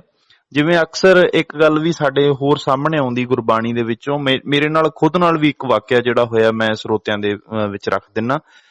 ਇੱਕ ਦਿਨ ਕਿਤੇ ਵਿਚਾਰ ਕਰਨ ਤੋਂ ਬਾਅਦ ਜਦੋਂ ਮੈਂ ਉੱਠਿਆ ਤਾਂ ਮੈਨੂੰ ਸਵਾਲ ਕੀਤਾ ਗਿਆ ਇੱਕ ਨਿਹੰਗ ਵੱਲੋਂ, ਕਹਿੰਦਾ ਕਿ ਜਿਹੜੀ ਤੁਸੀਂ ਸਾਖੀ ਸੁਣਾ ਕੇ ਆਏ ਆ ਇਹ ਤਾਂ ਗਲਤ ਹੈ। ਤਾਂ ਉਹਦੇ ਵਿੱਚ ਇੰਨਾ ਕੰਸਰਨ ਸੀ ਕਿ ਜਿਹੜੀ ਬੀਬੀ ਅਮਰੋ ਹੈ ਉਹਨੇ ਉੱਥੇ ਸੁਖਮਨੀ ਸਾਹਿਬ ਦਾ ਪਾਠ ਕਰ ਰਹੀ ਸੀ। ਉਹ ਵੀ ਬਾਬਾ ਅਮਰਦਾਸ ਨੇ ਜਦੋਂ ਉਹਨਾਂ ਨੂੰ ਸਵਾਲ ਕੀਤੇ ਵੀ ਇਹ ਬਾਣੀ ਕਿਹਦੀ ਹੈ, ਤਾਂ ਉਹ ਜਿਹੜੀ ਬਾਣੀ ਉੱਥੇ ਗਾ ਰਹੀ ਸੀ, ਕਹਿੰਦੇ ਮਾਰੂ ਰਾਗ ਦਾ ਉਹ 990 ਵਾਲਾ ਸ਼ਬਦ ਨਹੀਂ ਸੀ, ਉਹ ਸੀ ਸੁਖਮਨੀ ਸਾਹਿਬ। ਤੇ ਹੁਣ ਤੁਸੀਂ ਸੋਚ ਕੇ ਵੇਖੋ ਵੀ ਉਹਨਾਂ ਲੋਕਾਂ ਦੇ ਵਿੱਚ ਜਦੋਂ ਫੈਲਾਈਆਂ ਜਾਂਦੀਆਂ ਸਾਖੀਆਂ, ਸਮਝ ਗਏ ਹੋਣਗੇ ਸਰੋਤਿਓ ਵੀ ਪੰਜਵੇਂ ਪਾਤਸ਼ਾਹ ਦੀ ਰਚਨਾ ਜਿਹੜੀ ਉਹ ਬੀਬੀ ਅਮਰੋ ਹੈ ਉਹ ਕਿੱਦਾਂ ਗਾ ਸਕਦੀ ਹੈ, ਹਲੇ ਕਿੱਥੇ ਇਤਿਹਾਸ ਫਿਰਦਾ ਹੈ, ਕਿੱਧਰ ਨੂੰ ਲੈ ਕੇ ਜਾਂਦੇ ਆ, ਕਿਸ ਤਰੀਕੇ ਦੇ ਨਾਲ ਸਾਡੀ ਸੋਚ ਬਣ ਜਾਂਦੀ। ਕਈ ਵਾਰੀ ਸਵਾਲ ਰੱਖਣ ਵਾਲੇ ਜਾਂ ਲਿਖਣ ਵਾਲੇ ਜਿਹੜੇ ਲਿਖਾਰੀ ਹੋਣਗੇ ਉਹ ਕਿਸ ਪੈਮਾਨੇ ਤੇ, ਕਿਸ ਸਦਰ ਤੇ ਬੈਠੇ ਹੋਣਗੇ ਜਿਹੜਾ ਉਹ ਕੰਮ ਕਰਕੇ ਗਏ ਆ, ਇਹਨੂੰ ਜ਼ਰੂਰ ਧਿਆਨ ਗੋਚਰੇ ਰੱਖਣ ਦੀ ਲੋੜ ਆ। ਹਾਂਜੀ ਬਾਪੂ ਜੀ, ਇਹ ਤਾਂ ਸਾਬਿਤ ਹੁੰਦਾ ਵੀ ਉਹਨਾਂ ਦਾ ਜੀਵਨ ਬੜਾ ਉੱਚਾ ਸੁੱਚਾ ਵੀ ਕਰੈਕਟਰ ਆਪਾਂ ਸਮਝੀਏ ਕਿ ਮਰਦਾਨਾ ਜੀ ਨੇ ਗੁਰੂ ਪਾਤਸ਼ਾਹ ਦਾ ਸਾਥ ਦਿੱਤਾ। ਵੱਡੀ ਗੱਲ ਹੈ ਉਹਨਾਂ ਨੇ ਆਪਣੀ ਜ਼ਿੰਦਗੀ ਜਿਹੜੀ ਹੈ ਲੇਖੇ ਲਾਉਣ ਵਾਲੀ ਗੱਲ ਕੀਤੀ ਹੈ ਕਿ ਬਾਬੇ ਦੇ ਨਾਲ ਹਰ ਥਾਂ ਦੇ ਵਿੱਚ ਉਹਨਾਂ ਦਾ ਡਟ ਕੇ ਸਾਥ ਦੇਣਾ ਤੇ ਨਾਲੇ ਉਹਨਾਂ ਦੀ ਵਿਚਾਰਧਾਰਾ ਦੇ ਨਾਲ ਖੜਨਾ। ਪਰ ਦੂਸਰੀ ਗੱਲ ਜਿਹੜੀ ਹੈਗੀ ਆ, ਆਪਾਂ ਜਦੋਂ ਗੁਰੂ ਪਾਤਸ਼ਾਹ ਦੇ ਜੀਵਨ ਵਿੱਚੋਂ ਪੜ੍ਹਦੇ ਹਾਂ ਕਿ ਉਹ ਤਲੰਬੇ ਦੀ ਧਰਤੀ ਤੇ ਪਹੁੰਚਦੇ ਆ, ਜਿੱਥੇ ਉਹਨਾਂ ਦੇ ਨਾਲ ਇੱਕ ਸ਼ਬਦ ਜੋੜਿਆ ਜਾਂਦਾ ਕਿ ਸੱਜਣ ਸਹੀ ਨਾਲ ਮੈਂ ਚੱਲਦਿਆਂ ਨਾਲ ਚੱਲਣ, ਜਿੱਥੇ ਲੇਖਾ ਮੰਗੀ ਹੈ ਤਿੱਥੇ ਖੜੇ ਦਿਸਨ। ਇਹ ਜਿਹੜਾ ਸ਼ਬਦ ਸੂਈ ਰਾਗ ਦਾ, ਮੇਰਾ ਖਿਆਲ ਜੇ ਮੈਂ ਨਾ ਭੁੱਲਦਾ ਹਾਂ, ਆਪਾਂ ਪੜ੍ਹਦੇ ਹਾਂ ਤੇ ਉਸ ਸ਼ਬਦ ਦੇ ਰਾਹੀਂ ਇੱਕ ਸਾਖੀ ਜਿਹੜੀ ਸਾਡੇ ਤੱਕ ਪਹੁੰਚਾਈ ਜਾਂਦੀ ਹੈ ਕਿ ਸੱਜਣ ਠੱਗ ਨੂੰ ਸੰਬੋਧਿਤ ਹੋ ਕੇ ਗੁਰੂ ਪਾਤਸ਼ਾਹ ਨੇ ਸ਼ਬਦ ਪੜ੍ਹਿਆ ਸੀ। ਔਰ ਉਹ ਸੱਜਣ ਜਿਹੜਾ ਸੀ ਉਹ ਨਾਮ ਦਾ ਸੱਜਣ ਸੀ, ਪਰ ਉਹ ਠੱਗੀਆਂ ਠੋਰੀਆਂ ਕਰਦਾ ਸੀ। ਧਰਮ ਦੇ ਨਾਮ ਤੇ ਉਹਨੇ ਲੰਬਾ ਚੋਲਾ ਪਾਇਆ ਹੋਇਆ ਸੀ ਤੇ ਲੋਕਾਂ ਨੂੰ ਰਾਤ ਬਰਾਤੇ ਸਰਾਂ ਦੇ ਵਿੱਚ ਆਪਣੀ ਚ ਰੱਖ ਕੇ ਉਹਨਾਂ ਦੀ ਖੂਬ ਪੂਜਾ ਕਰਦਾ ਤੇ ਰਾਤੀ ਲੁੱਟ ਲੈਂਦਾ। ਤੇ ਉਹਨੇ ਇੱਕ ਖੂਹ ਵੀ ਬਣਾਇਆ ਹੋਇਆ ਸੀ ਜਿਹਦੇ ਵਿੱਚ ਉਹ ਮਾਰ ਕੇ ਸੁੱਟ ਵੀ ਦਿੰਦਾ ਸੀ। ਜਦੋਂ ਕਿਤੇ ਸਾਧਾਂ ਦੇ ਮੂੰਹੋਂ ਇਹ ਕਹਾਣੀਆਂ ਸੁਣੀਦੀਆਂ ਤਾਂ ਉਹ ਕਿਸੇ ਹੋਰ ਢੰਗ ਨਾਲ ਚਮਤਕਾਰੀ ਜੀਆਂ ਗੱਲਾਂ ਕਰਕੇ ਵੀ ਬਾਬੇ ਨੂੰ ਪਹਿਲਾਂ ਹੀ ਪਤਾ ਲੱਗ ਗਿਆ ਕਿ ਜਦੋਂ ਸਾਹਮਣੇ ਲਿਆ ਕੇ ਪਰੌਂਠੇ ਰੱਖੇ ਗਏ ਤੇ ਮਰਦਾਨਾ ਜੀ ਦੀਆਂ ਉੱਥੇ ਵੀ ਲਾਲਾਂ ਡਿੱਗਦੀਆਂ, ਕਹਿੰਦੇ ਕਿ ਉਹਨਾਂ ਨੇ ਇਉਂ ਮਤਲਬ ਪਰੌਂਠਿਆਂ ਵੱਲ ਨੂੰ ਵੇਖਿਆ ਤੇ ਮਰਦਾਨਾ ਜੀ ਖਾਇਓ ਨਾ, ਇਹਦੇ ਵਿੱਚ ਜ਼ਹਿਰ ਹੈ। ਉਹਨਾਂ ਨੇ ਬੜਾ ਮਸਾਲਾ ਲਾ ਕੇ ਸੁਣਾਇਆ। ਹਾਂਜੀ ਬਾਪੂ ਜੀ, ਇਸ ਕਹਾਣੀ ਦਾ ਜਿਹੜਾ ਸੱਚ ਹੈ ਉਹਨੂੰ ਗੁਰਬਾਣੀ ਆਸ਼ੇ ਅਨੁਸਾਰ ਅਸੀਂ ਕਿਸ ਤਰ੍ਹਾਂ ਦੇਖਦੇ ਹਾਂ ਜੀ? ਇੱਥੇ ਇੱਕ ਤਾਂ ਪਹਿਲੀ ਗੱਲ ਇਹ ਹੈ ਕਿ ਗੁਰੂ ਨਾਨਕ ਸਾਹਿਬ ਉਹਨਾਂ ਪ੍ਰਮੁੱਖ ਥਾਵਾਂ ਤੇ ਗਏ ਜਿੱਥਿਆਂ ਦੀ ਕੁਛ ਨਾ ਕੁਛ ਪਹਿਲਾਂ ਮਸ਼ਹੂਰੀ ਸੀ, ਲੋਕਾਂ ਤੋਂ ਸੁਣਿਆ ਹੋਇਆ ਸੀ ਕਿ ਇੱਥੇ ਕੋਈ ਖਾਸ ਕਿਸਮ ਦਾ ਇਨਸਾਨ ਰਹਿੰਦਾ ਜੀ। ਆਮ ਲੋਕਾਂ ਨੂੰ ਸੰਬੋਧਨ ਉਹਨਾਂ ਨੇ ਮੈਨੂੰ ਲੱਗਦਾ ਹੈ ਕਿ ਘੱਟ ਤੋਂ ਘੱਟ ਕੀਤਾ ਹੋਵੇਗਾ, ਕਿਉਂਕਿ ਆਮ ਲੋਕਾਂ ਦੀ ਸਮਝ ਇੰਨੀ ਨਹੀਂ ਸੀ ਕਿ ਗੁਰੂ ਨਾਨਕ ਸਾਹਿਬ ਦੀਆਂ ਗੱਲਾਂ ਉਹਨਾਂ ਦੇ ਪੱਲੇ ਪੈ ਸਕਣ। ਉਹ ਤਾਂ ਲੋਕੀ ਜਿਹੜੇ ਵਿਚਾਰੇ ਇੰਨੇ ਛੋਟੀ ਸੋਚ ਦੇ ਮਾਲਕ ਸੀ ਕਿ ਉਹ ਸਾਧਾਂ ਦੀਆਂ ਝੂਠੀਆਂ ਕਰਾਮਾਤੀ ਕਹਾਣੀਆਂ ਨੂੰ ਤਾਂ ਉਹ ਝੂਮ ਕੇ ਸੁਣੀ ਜਾਂਦੇ ਸੀ, ਪਰ ਜਿਹੜੀ ਸੱਚਾਈ ਦੇ ਨੇੜੇ ਤੇੜੇ ਗੱਲ ਹੈ ਉਹ ਪਹਿਲੀ ਗੱਲ ਤਾਂ ਸੁਣਨ ਦਾ ਸੁਭਾਅ ਨਹੀਂ ਸੀ ਤੇ ਫਿਰ ਉਹਨਾਂ ਦੇ ਸਮਝ ਨਹੀਂ ਸੀ ਆਉਂਦੀ ਜੀ। ਹੁਣ ਇਹ ਜਿਹੜੇ ਲੋਕ ਸੀ ਸੱਜਣ ਠੱਗ ਵਰਗੇ ਤੇ ਹੋਰ, ਇਹ ਸੀ ਆਮ ਲੋਕਾਂ ਦੇ ਵਿੱਚੋਂ ਉੱਪਰ ਉੱਠੇ ਹੋਏ ਅਕਲਮੰਦ ਸੀ, ਪਰ ਅਕਲ ਦੀ ਦੁਰਵਰਤੋਂ ਕਰ ਰਹੇ ਸੀ ਇਹ ਜਿਹੇ ਲੋਕ ਜੀ। ਇਹਨਾਂ ਦੀ ਚਰਚਾ ਆਲੇ ਦੁਆਲੇ ਆਮ ਤੌਰ ਤੇ ਹੁੰਦੀ ਹੈ, ਚਾਹੇ ਚੰਗੇ ਢੰਗ ਨਾਲ ਚਾਹੇ ਮਾੜੇ ਢੰਗ ਨਾਲ। ਐਂ ਕਹਿੰਦੇ ਨੇ ਹਾਂ ਜੀ ਉੱਥੇ ਇੱਕ ਬੰਦਾ ਰਹਿੰਦਾ ਹੈ, ਉਹ ਇਦਾਂ ਕਰਦਾ ਹੈ, ਉਹਦੇ ਕੋਲੇ ਲੋਕੀ ਆਉਂਦੇ ਨੇ, ਰਾਤਾਂ ਕੱਟਦੇ ਨੇ, ਭੋਜਨ ਪ੍ਰਸ਼ਾਦਾ ਛਕਦੇ ਨੇ, ਬਹੁਤਿਆਂ ਦੀ ਸੇਵਾ ਕਰਦਾ ਹੈ। ਇਸ ਤਰ੍ਹਾਂ ਦੀਆਂ ਕਹਾਣੀਆਂ ਜਿੱਥੇ ਗੁਰੂ ਸਾਹਿਬ ਨੇ ਸੁਣੀਆਂ ਉਹਨਾਂ ਲੋਕਾਂ ਕੋਲੇ ਪਹੁੰਚੇ। ਤੁਸੀਂ ਜਿਹੜੇ ਸਾਖੀਆਂ 'ਚ ਦੇਖਦੇ ਹੋ ਤੇ ਉਹ ਕਿਤੇ ਰਾਜਿਆਂ ਨੂੰ, ਨਵਾਬਾਂ ਨੂੰ, ਚੌਧਰੀਆਂ ਨੂੰ ਤੇ ਜਾਂ ਫਿਰ ਵੱਡੇ ਵੱਡੇ ਪੁਜਾਰੀਆਂ ਨੂੰ, ਮੱਕੇ ਮਦੀਨੇ ਵਾਲਿਆਂ ਨੂੰ, ਕਿੰਨੇ ਉਹਨਾਂ ਲੋਕਾਂ ਨੂੰ ਗੁਰੂ ਨਾਨਕ ਸਾਹਿਬ ਜ਼ਿਆਦਾ ਮਿਲਦੇ ਨੇ ਜਿਹੜੇ ਆਮ ਲੋਕਾਂ ਨਾਲੋਂ ਵੱਡੇ ਦਰਜੇ ਤੇ ਨੇ, ਤਾਂ ਕਿ ਇਹ ਜੇ ਵੱਡਿਆਂ ਨੂੰ ਥੋੜ੍ਹਾ ਨੂੰ ਸਮਝਾ ਲਈਏ ਨਾ ਤਾਂ ਬਾਕੀ ਲੋਕ ਤਾਂ ਵਿਚਾਰੇ ਝਟਪਟ ਮਗਰ ਲੱਗਣ ਵਾਲੇ ਹੁੰਦੇ ਨੇ। ਬਿਲਕੁਲ। ਤਾਂ ਇੱਥੇ ਜਦੋਂ ਗੁਰੂ ਨਾਨਕ ਸਾਹਿਬ ਗਏ ਨੇ ਸੱਜਣ ਕੋਲੇ, ਇਹਦਾ ਨਾਮ ਹੁਣ ਕਿਉਂਕਿ ਗੁਰਬਾਣੀ ਦੇ ਵਿੱਚ ਸੱਜਣ ਆਇਆ ਤੇ ਉਹ ਸੱਜਣ ਦਾ ਮਤਲਬ ਤਾਂ ਹੁੰਦਾ ਸੰਗੀ ਸਾਥੀ, ਦੋਸਤ ਮਿੱਤਰ, ਪਿਆਰ ਵਾਲਾ, ਉਹਨੂੰ ਆਪਾਂ ਸੱਜਣ ਕਹਿੰਦੇ ਆ ਜੀ। ਪਰ ਕਿਉਂਕਿ ਹੋਰ ਨਾਮ ਆਪਾਂ ਨੂੰ ਇਹਦਾ ਪਤਾ ਨਹੀਂ, ਜੋ ਸਾਖੀ ਚ ਆਇਆ ਆਪਾਂ ਨੂੰ ਤਾਂ ਉਹੀ ਲੈਣਾ ਪੈਣਾ ਜੀ। ਇੱਥੇ ਗੁਰੂ ਨਾਨਕ ਸਾਹਿਬ ਇਹ ਕਹਿ ਲਈਏ ਕਿ ਉੱਥੇ ਉਹਦੇ ਕੋਲ ਹੋਰ ਵੀ ਬੰਦੇ ਆਉਂਦੇ ਹੋਣਗੇ। ਇਹਨੇ ਆਪਣਾ ਪਹਿਰਾਵਾ ਧਾਰਮਿਕ ਪਹਿਰਾਇਆ ਪਹਿਨਿਆ ਹੋਇਆ ਸੀ ਤੇ ਧਰਮ ਸਥਾਨ ਬਣਾਏ ਹੋਏ ਸੀ ਤੇ ਧਰਮ ਸਥਾਨ ਦੇ ਕਾਰਨ ਲੋਕੀ ਇਹਨੂੰ ਧਰਮੀ ਸਮਝਦੇ ਸਨ। ਤੇ ਹੋ ਸਕਦਾ ਜਿਹੜਾ ਉਹਨਾਂ ਜ਼ਮਾਨਿਆਂ 'ਚ ਕੋਈ ਧਰਮ ਦੇ ਗੀਤ ਵਗੈਰਾ ਹੋਣਗੇ ਉਹ ਵੀ ਇਹ ਗਾਉਂਦਾ ਹੋਵੇ, ਲੋਕਾਂ ਨੂੰ ਸੁਣਾਉਂਦਾ ਹੋਵੇ, ਖੁਸ਼ ਕਰਦਾ ਹੋਵੇ, ਕੋਈ ਸਾਜ਼ ਵਜਾਉਂਦਾ ਹੋਵੇ ਜੀ। ਇਸ ਤਰ੍ਹਾਂ ਇਲਾਕੇ 'ਚ ਇਹਦਾ ਪ੍ਰਭਾਵ ਸੀ ਤੇ ਗੁਰੂ ਨਾਨਕ ਸਾਹਿਬ ਨੂੰ ਇਸ ਗੱਲ ਦਾ ਪਤਾ ਲੱਗ ਗਿਆ। ਹੁਣ ਇੱਥੇ ਜਿਹੜੀ ਆਪਾਂ ਦੂਜਾ ਜਿਹੜਾ ਪੱਖ ਹੈ ਇਹਦਾ ਰੱਖਣ ਤੋਂ ਉੱਜਲ ਕਹਾਂ ਚਿਲਕਣਾ, ਆਪਾਂ ਜਿਹੜਾ ਸ਼ਬਦ ਲੈਣ ਤੋਂ ਪਹਿਲਾਂ ਹਾਂਜੀ ਇੱਥੇ ਇਹ ਧਿਆਨ ਮਾਰੀਏ ਕਿ ਅੱਜ ਸੱਜਣ ਠੱਗ ਨਾਲੋਂ ਵੀ ਕਿਤੇ ਖਤਰਨਾਕ ਠੱਗ ਸਾਡੇ ਧਰਮ ਸਥਾਨਾਂ 'ਚ ਨਹੀਂ ਬੈਠੇ। ਉਹਨਾਂ ਵੱਲ ਸਾਡਾ ਧਿਆਨ ਕਦੋਂ ਜਾਊਗਾ ਕਿ ਸੱਜਣ ਦਾ ਹੀ ਰੋਣਾ ਰੋਈ ਜਾਵਾਂਗੇ ਸਦੀਆਂ ਤੋਂ, 500 550 ਸਾਲ ਤੋਂ ਸੱਜਣ ਨੂੰ ਤਾਂ ਲਾਹਣਤਾਂ ਪਾਈ ਜਾਂਦੇ ਆ ਕਿ ਉਹ ਠੱਗ ਸੀ, ਉਹ ਲੋਕਾਂ ਨੂੰ ਮਾਰ ਦਿੰਦਾ ਸੀ, ਐਂ ਕਰਦਾ ਸੀ। ਅੱਜ ਵੀ ਲਗਭਗ ਉਦੋਂ ਕਿਤੇ ਵੱਧ ਗਿਣਤੀ ਦੇ ਵਿੱਚ, ਉਦੋਂ ਕਿਤੇ ਖਤਰਨਾਕ ਸਾਜ਼ਿਸ਼ੀ ਲੋਕ ਧਰਮ ਸਥਾਨਾਂ 'ਚ ਬੈਠੇ ਹੋਏ ਨੇ ਜਿਹੜੇ ਸਾਨੂੰ ਬਹੁਤ ਹੱਦ ਤੱਕ ਲੁੱਟ ਰਹੇ ਨੇ, ਕੁਰਾਹੇ ਪਾ ਰਹੇ ਨੇ ਤੇ ਕਈ ਵਾਰੀ ਤਾਂ ਕਤਲ ਤੱਕ ਹੁੰਦੇ ਨੇ। ਮੈਂ ਇੱਕ ਵਾਰੀ 1900 ਤਕਰੀਬਨ 90 ਤੋਂ ਲੈ ਕੇ 93 94 ਤੱਕ ਮੈਂ ਚੰਡੀਗੜ੍ਹ ਨੌਕਰੀ ਕਰਦਾ ਸੀ। ਉੱਥੇ ਕਿਉਂਕਿ ਬੁਲਾਰਾ ਹੋਣ ਕਰਕੇ ਆਪਣੇ ਸੰਗੀਆਂ ਸਾਥੀਆਂ ਨੂੰ ਮੈਂ ਕਿਹਾ ਕਿ ਮੈਨੂੰ ਗੁਰਦੁਆਰਿਆਂ 'ਚ ਇੱਥੇ ਐਤਵਾਰ ਨੂੰ ਜਾਂ ਹੋਰਨਾਂ ਦਿਨਾਂ 'ਚ ਕਥਾ ਦਾ ਟਾਈਮ ਦਿਆ ਕਰੋ ਜੀ। ਉਹਨਾਂ ਨੇ ਕੁਝ ਮੈਨੂੰ ਟਾਈਮ ਦਿਵਾਉਣਾ ਸ਼ੁਰੂ ਕੀਤਾ। ਮੈਂ ਕਿਤੇ 1-2 ਵਾਰੀ ਕਥਾ ਕਰਨੀ ਤੇ ਪ੍ਰਬੰਧਕਾਂ ਨੇ ਮੈਨੂੰ ਕਹਿ ਦੇਣਾ ਗਿਆਨੀ ਜੀ ਇਹ ਫਿੱਟ ਨਹੀਂ, ਸਾਨੂੰ ਤੁਸੀਂ ਰਹਿਣ ਦਿਓ, ਕੱਲ ਨੂੰ ਸਾਡੇ ਗੁਰਦੁਆਰੇ 'ਚ ਫਿਰ ਨਾ ਆਇਓ ਜੀ। ਅਖੀਰ 'ਚ ਉੱਥੋਂ ਦੇ ਜਿਹੜੇ ਚੰਗੇ ਪੜ੍ਹੇ ਲਿਖੇ ਮੇਰੇ ਹਮੈਤੀ ਭਰਾ ਸੀ, ਮੈਂ ਉਹਨਾਂ ਦੀ ਇੱਕ ਮੀਟਿੰਗ ਦੇ ਵਿੱਚ ਇਹ ਸਵਾਲ ਰੱਖਿਆ। ਮੈਂ ਕਿਹਾ ਵੀ ਇੱਥੇ ਇਹ ਲੋਕ ਪਸੰਦ ਕਿਉਂ ਨਹੀਂ ਕਰਦੇ? ਤਾਂ ਚੰਡੀਗੜ੍ਹ 'ਚ ਪੜ੍ਹਿਆ ਲਿਖਿਆ ਤਬਕਾ ਬਹੁਤ ਹੈ, ਗੁਰਦੁਆਰਿਆਂ ਦੇ ਵਿੱਚ ਇਹਨਾਂ ਦਾ ਹੀ ਕਬਜ਼ਾ ਹੈ, ਪਰ ਪੜ੍ਹੇ ਲਿਖੇ ਹੋਣ ਦੇ ਬਾਵਜੂਦ ਇਹ ਮੇਰੀ ਗੱਲ ਪਸੰਦ ਕਿਉਂ ਨਹੀਂ ਕਰਦੇ? ਮੈਂ ਗਲਤ ਕੀ ਕਰ ਰਿਹਾ ਜੀ? ਉਹ ਮੈਨੂੰ ਕਹਿਣ ਲੱਗੇ ਵੀਰ ਮੇਰਿਆ, ਸੱਚ ਇਹ ਹੈ ਕਿ ਚੰਡੀਗੜ੍ਹ ਵਰਗੇ ਵੱਡੇ ਸ਼ਹਿਰ 'ਚ, ਪੜ੍ਹੇ ਲਿਖਿਆਂ ਦੇ ਸ਼ਹਿਰ ਦੇ ਵਿੱਚ ਬਹੁਤੇ ਗੁਰਦੁਆਰੇ 'ਚ ਰਿਟਾਇਰ ਮਿਲਟਰੀ ਅਫਸਰ, ਰਿਟਾਇਰ ਪੁਲਿਸ ਅਫਸਰ, ਰਿਟਾਇਰ IAS ਅਫਸਰ, PCS ਅਫਸਰ, ਉਹ ਸਾਰੇ ਕਾਬਜ ਨੇ ਤੇ ਉਹਨਾਂ ਨੇ ਇਹਨੂੰ ਆਪਣੇ ਕਮਾਈ ਦੇ ਸਾਧਨ ਅਤੇ ਲੀਡਰੀ ਦੇ ਸਾਧਨ ਤੇ ਸਿੱਖਾਂ ਦਾ ਬੇੜਾ ਗਰਕ ਕਰਨ ਦੇ ਸਾਧਨਾਂ ਦੇ ਤੌਰ ਤੇ ਉਹ ਗੁਰਦੁਆਰਿਆਂ ਨੂੰ ਵਰਤ ਰਹੇ ਨੇ। ਇੱਥੇ ਜਿਹੜੇ ਉਹਨਾਂ ਦੇ ਰੱਖੇ ਹੋਏ ਭਾਈ ਜੀ ਨੇ ਉਹਨਾਂ ਦੀ ਜ਼ਬਾਨ ਬੰਦ ਹੈ, ਉਹਨਾਂ ਕੋਲੇ ਨਾ ਇੰਨੀ ਯੋਗਤਾ ਹੈ। ਇਹ ਨਹੀਂ ਚਾਹੁੰਦੇ ਕਿ ਸਿੱਖੀ ਵਧੇ ਫੁੱਲੇ। ਸਾਰਾ ਹੀ ਰਿਟਾਇਰ ਸਰਕਾਰੀ ਤੰਤਰ, ਇਹਨਾਂ ਸਾਰੇ ਗੁਰਦੁਆਰਿਆਂ 'ਚ ਕਿਤੇ ਪ੍ਰਧਾਨ ਕਿਤੇ ਸਕੱਤਰ, ਇਹ ਸਾਰੇ ਉਹ ਲੋਕ ਕਾਬਜ ਨੇ ਜਿਹੜੇ ਏਡੇ ਵੱਡੇ ਸਾਡੀ ਰਾਜਧਾਨੀ ਸ਼ਹਿਰ ਦੇ ਵਿੱਚ ਇਸ ਤਰ੍ਹਾਂ ਦੀ ਹਾਲਤ ਹੈ, ਤੇ ਬਾਕੀ ਪਿੰਡਾਂ ਦਾ ਤੇ ਬਾਕੀ ਹੋਰ ਸ਼ਹਿਰਾਂ ਦਾ ਸਹਿਜੇ ਹੀ ਅੰਦਾਜ਼ਾ ਲਾਇਆ ਜਾ ਸਕਦਾ ਹੈ। ਬਿਲਕੁਲ। ਤਾਂ ਇੱਥੇ ਜਿਹੜਾ ਇਹ ਸ਼ਬਦ ਹੈ, ਇਹ ਸਾਰੇ ਸ਼ਬਦ ਦੇ ਵਿੱਚ ਗੁਰੂ ਨਾਨਕ ਸਾਹਿਬ ਉੱਜਲ ਕਹਿਹਾਂ ਚਿਲਕਣਾ ਘੋਟਮ ਕਾਲੜੀ ਮਸ ਧੋਤਿਆਂ ਜੂਟ ਨਾ ਉਤਰੈ ਜੇ ਸੋ ਧੋਵਾਂ ਤਿਸ ਸੱਜਣ ਸੇਈ ਨਾਲ ਮੈਂ ਚਲਦਿਆਂ ਨਾਲ ਚਲਨ ਜਿੱਥੈ ਲੇਖਾ ਮੰਗੀਐ ਤਿੱਥੈ ਖੜੇ ਦਿਸਨ ਚਾਕਰੀਆਂ ਚੰਗਿਆਈਆਂ। ਇਹ ਸਾਰਾ ਸ਼ਬਦ ਗੁਰੂ ਨਾਨਕ ਸਾਹਿਬ ਨੇ ਆਮ ਇਨਸਾਨ ਦੀ ਮਾਨਸਿਕ ਅਵਸਥਾ, ਉਹਦੇ ਰੋਜ਼ਾਨਾ ਦੇ ਕਿਰਤ ਵਿਹਾਰ ਆਦਿਕ ਉਹਨਾਂ ਸਾਰਿਆਂ ਨੂੰ ਬਿਆਨ ਕੀਤਾ ਹੈ ਕਿ ਤੁਸੀਂ ਜਿਹੜਾ ਕੁਝ ਵੀ ਕਰ ਰਹੇ ਹੋ ਇਹਦੀ ਆਊਟਪੁੱਟ ਕੀ ਹੈ, ਇਹਦੀ ਪ੍ਰਾਪਤੀ ਕੀ ਹੈ, ਲੋਕਾਂ ਨੂੰ ਤੁਸੀਂ ਕੀ ਦੇ ਰਹੇ ਹੋ। ਇਹ ਚੀਜ਼ਾਂ ਜਿਹੜੀਆਂ ਸੱਜਣ ਵਰਗਿਆਂ ਨਾਲ ਉਹਨਾਂ ਨੇ ਸਾਂਝੀਆਂ ਕੀਤੀਆਂ ਤੇ ਉਹਨਾਂ ਦੇ ਹੋਸ਼ ਟਿਕਾਣੇ ਆਏ। ਪਰ ਧੰਨ ਹੈ ਉਹ ਸੱਜਣ ਜਿਹੜਾ ਸੱਚਮੁੱਚੀ ਬਾਅਦ ਚ ਸੱਜਣ ਬਣ ਗਿਆ। ਪਰ ਅੱਜ ਦੇ ਲੋਕ ਇਹ ਸੱਜਣ ਕਦੋਂ ਬਣਨਗੇ? ਆ ਹੁਣ ਦੀ ਤਾਜ਼ੀ ਗੱਲ ਹੈ ਜੀ। ਗੋਬਿੰਦ ਸਿੰਘ ਲੌਂਗੋਵਾਲ ਸ਼੍ਰੋਮਣੀ ਕਮੇਟੀ ਦਾ ਪ੍ਰਧਾਨ ਟੀਵੀ ਦੇ ਅੱਗੇ ਆ ਕੇ ਕਹਿ ਰਿਹਾ ਸੀ ਕਿ ਸਰਕਾਰ ਸਾਨੂੰ 40 ਕਰੋੜ ਰੁਪਈਆ ਦੇਵੇ ਤਾਂ ਸਾਡੇ ਗੁਰਦੁਆਰੇ ਚੱਲਣਗੇ, ਤਾਂ ਸਾਡੇ ਜਿਹੜੇ ਵਿੱਦਿਆ ਦੇ ਅਦਾਰੇ ਸਕੂਲ ਵਗੈਰਾ ਚੱਲਣਗੇ, ਨਹੀਂ ਤਾਂ ਸਾਰੇ ਖਾਤਮੇ ਦੇ ਨੇੜੇ ਹੋਏ ਪਏ ਨੇ। ਬਿਲਕੁਲ।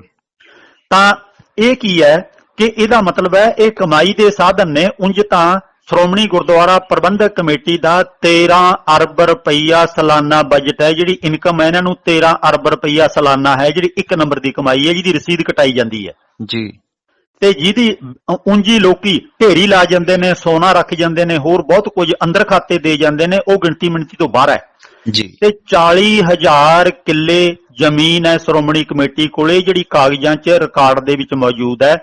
ਆਪ ਹੀ ਸੋਚ ਲਓ ਕਿ ਜ਼ਮੀਨ ਦੀ ਆਮਦਨ ਅਤੇ 13 ਅਰਬ ਰੁਪਈਆ ਉਹ ਜਿਹੜਾ ਆ ਰਿਹਾ ਹੈ ਉਹਦਾ ਪੰਜਾਬ ਦੇ ਭਲੇ ਵਾਸਤੇ, ਨੌਜਵਾਨਾਂ ਨੂੰ, ਬੱਚਿਆਂ ਨੂੰ ਵਿੱਦਿਆ ਦੇਣ ਵਾਸਤੇ, ਇਲਾਜ ਵਾਸਤੇ, ਰੁਜ਼ਗਾਰ ਵਾਸਤੇ ਉਹ ਖਰਚ ਨਹੀਂ ਹੋ ਰਿਹਾ।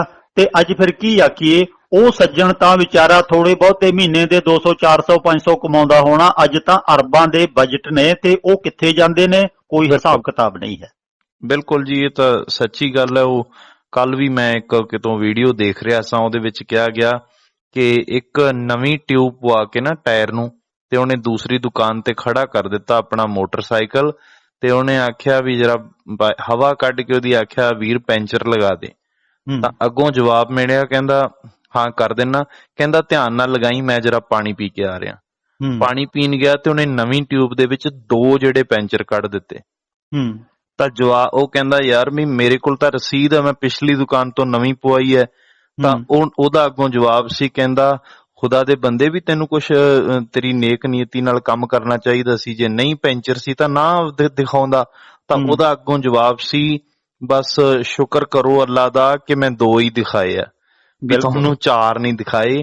ਇਹ ਜਿਹੜੀਆਂ ਬੇਈਮਾਨੀਆਂ ਸਾਡੇ ਅੰਧਾ ਆਗੂ ਜੇਥੀ ਹੈ ਕਿਉਂ ਪਾਦਰ ਜਾਣਿਆਂ ਦੇ ਹਾਲ ਜਿਹੜੇ ਸਾਡੇ ਹੋਏ ਪਏ ਆ, ਇਹਨਾਂ ਤੋਂ ਕੋਈ ਸੁਰਖਰੂ ਆਸਾਂ ਨਹੀਂ ਹੈਗੀਆਂ। ਸਾਨੂੰ ਬਹੁਤ ਕੁਛ ਕਰਨ ਦੀ ਜ਼ਰੂਰਤ ਹੈ, ਵੱਡੇ ਪੈਮਾਨੇ ਤੇ ਸਾਨੂੰ ਜਿਹੜਾ ਖੜੇ ਹੋਣ ਦੀ ਲੋੜ ਹੈ। ਅੱਗੇ ਜਿਹੜੀ ਆਪਾਂ ਗੱਲ ਕਰ ਰਹੇ ਹਾਂ ਜੀ, ਜਿਵੇਂ ਸੱਜਣ ਦੀ, ਸੱਜਣ ਤਾਂ ਖੈਰ ਜਿਵੇਂ ਸੱਜਣ ਬਣ ਗਿਆ, ਪਰ ਸਾਡੇ ਵਰਗੇ ਇਹ ਜਿਹੜੇ ਲੋਕ ਨੇ ਇਹ ਨੇਕ ਨੀਤੀ ਨਾਲ ਆਪਣਾ ਇੱਕ ਹਰ ਥਾਂ ਦੇ ਉੱਪਰ ਜਿਹੜਾ ਉਹ ਆਪਣੇ ਕਹਿੰਦੇ ਆਪਾਂ ਵਿਚਾਰ ਦੇਣ ਦੀ ਬਜਾਏ, ਖੁੱਲ ਕੇ ਗੱਲ ਕਰਨ ਦੀ ਬਜਾਏ ਵੀ ਉੱਥੇ ਕਾਲਾ ਮਾਲਾ ਕਰਨ ਦੀ ਕੋਸ਼ਿਸ਼ ਕਰਦੇ ਆ, ਗੱਲ ਨੂੰ ਗੋਲ ਮੋਲ ਕਰਕੇ ਪਾਸੇ ਨਿਕਲਣ ਦੀ ਕੋਸ਼ਿਸ਼ ਕਰਦੇ ਆ। ਮੈਂ ਬਾਪੂ ਜੀ ਆਪਣੇ ਵੈਸੇ ਵੀ ਸੋਚ ਅਨੁਸਾਰ ਸੋਚਦਾ ਹੁੰਨਾ ਵੀ ਪੁਰਾਣੇ ਸਮੇਂ ਦੇ ਵਿੱਚ ਲੀਡਰਾਂ ਦੀਆਂ ਗੱਲਾਂ, ਲੀਡਰਸ਼ਿਪ ਦੀਆਂ ਗੱਲਾਂ ਬਹੁਤੇ ਪੇਂਡੂ ਲੋਕਾਂ ਤੱਕ ਪਹੁੰਚਦੀਆਂ ਨਹੀਂ ਸਨ, ਤੇ ਉਹ ਫਿਰ ਵੀ ਇੰਨਾ ਸਤਿਕਾਰਯੋਗ ਬਣੇ ਰਹਿੰਦੇ ਸੀ ਵੀ ਸ਼ਾਇਦ ਉਹਨਾਂ ਨੂੰ ਨਹੀਂ ਪਤਾ ਲੱਗਦਾ ਸੀ ਸਾਰਿਆਂ ਲੋਕਾਂ ਨੂੰ ਵੀ ਇਹਨੇ ਕੀ ਖਾਧਾ ਹੋਏਗਾ, ਕਿੰਨਾ ਖਾਧਾ ਹੋਏਗਾ। ਪਰ ਅੱਜ ਦੇ ਜ਼ਮਾਨੇ ਵਿੱਚ ਜਿੱਥੇ ਕਿ ਇਹ ਸੋਸ਼ਲ ਮੀਡੀਆ ਦਾ ਯੁੱਗ ਹੈ, ਇੱਕ ਗੱਲ ਜਿਹੜੀ ਆ ਉਹ ਸਾਰੇ ਥਾਵਾਂ ਦੇ ਉੱਪਰ ਘੁੰਮ ਜਾਂਦੀ ਹੈ। ਪੂਰਾ ਜਿਹੜਾ ਬਾਇਓਗ੍ਰਾਫੀ ਹੈਗੀ ਆ, ਪੂਰਾ ਡਾਟਾਬੇਸ ਹੈਗਾ ਸਾਡਾ, ਉਹ ਸਾਨੂੰ ਗੂਗਲ ਪ੍ਰੋਵਾਈਡ ਕਰ ਦਿੰਦਾ, ਜਾਂ ਕਿਤੇ ਨਾ ਕਿਤੋਂ ਇਨਫੋਰਮੇਸ਼ਨ ਇੱਥੇ ਉੱਥੇ ਜਿਹੜੀ ਆ ਉਹ ਸੋਸ਼ਲ ਮੀਡੀਆ ਰਾਹੀਂ ਪਹੁੰਚਦੀ ਹੈ। ਫਿਰ ਵੀ ਇਹ ਮਤਲਬ ਕਿੰਨੀ ਬੇਸ਼ਰਮੀ ਦੀ ਹੱਦ ਹੋਏਗੀ, ਕੋਈ ਪੈਮਾਨਾ ਨਹੀਂ ਇਸ ਗੱਲ ਦਾ ਮੈਂ ਲਗਾ ਸਕਦਾ ਕਿ ਸਾਡੇ ਲੀਡਰ ਜਿਹੜੇ ਨੇ ਉਹ ਕਿਸ ਤਰੀਕੇ ਨਾਲ ਆਪਣੀ ਜਿਹੜੀ ਸ਼ਰਮ ਹਯਾ ਦੇ ਉਹ ਕੱਪੜੇ ਉਤਾਰ ਕੇ ਫਿਰ ਉੱਥੇ ਹੀ ਜਾ ਕੇ ਵੋਟਾਂ ਮੰਗਣ ਖੜੇ ਹੋ ਜਾਂਦੇ ਆ, ਜਾਂ ਉਸੇ ਤਰੀਕੇ ਨਾਲ ਫਤਿਹ ਬੁਲਾਉਂਦੇ ਦਿਖਦੇ ਆ ਵੀ ਪਤਾ ਨਹੀਂ ਅਸੀਂ ਸਾਰਾ ਕੁਝ ਝੂਠ ਬੋਲ ਕੇ ਵੀ ਅਸੀਂ ਕਿਸ ਤਰੀਕੇ ਦੇ ਨਾਲ ਲੋਕਾਂ ਦੇ ਵਿੱਚ ਆ ਜਾਂਦੇ ਆ ਤੇ ਸਰੋਪੇ ਪਾਉਣ ਲੱਗਦੇ ਆ। ਇਸੇ ਨਾਲ ਜਰਾ ਕਿ ਇੱਕ ਹੋਰ ਗੱਲ ਇਹਦੇ ਵਿੱਚ ਮੈਨੂੰ ਯਾਦ ਆ ਗਈ, ਇੱਕ ਜਿਹੜੀ ਫਿਲਮੀ ਕਲਾਕਾਰ ਹੈ ਇੱਕ ਬੀਬੀ ਜਿਹਨੇ ਕਿ ਬਹੁਤ ਗੰਭੀਰ ਕਿਸਮ ਦੇ ਰੋਲ ਜ਼ਿਆਦਾ ਕੀਤੇ ਨੇ, ਸ਼ਬਾਨਾ ਆਜ਼ਮੀ ਉਹਦਾ ਨਾਂ ਹੈ ਜੀ। ਸ਼ਬਾਨਾ ਆਜ਼ਮੀ ਨੇ ਇੱਕ ਥਾਂ ਤੇ ਵੇਸ਼ਵਾਵਾਂ ਦਾ ਰੋਲ ਕਰਨਾ ਸੀ। ਉਹਦੀ ਇੰਟਰਵਿਊ ਦੇ ਵਿੱਚ ਮੈਂ ਪੜ੍ਹਿਆ, ਉਹ ਕਹਿੰਦੀ ਹੈ ਕਿ ਮੈਂ ਵੇਸ਼ਵਾਵਾਂ ਦੇ ਕੋਠਿਆਂ ਤੇ ਜਾ ਕੇ ਉਹਨਾਂ ਦੇ ਜੀਵਨ ਨੂੰ ਨੇੜਿਆਂ ਹੋ ਕੇ ਪਰਖਿਆ, ਉਹਨਾਂ ਨਾਲ ਸਵਾਲ ਜਵਾਬ ਕੀਤੇ ਤਾਂ ਕਿ ਮੈਂ ਉਸ ਰੋਲ ਦੇ ਵਿੱਚ ਅਸਲੀਅਤ ਭਰ ਸਕਾਂ ਜੀ।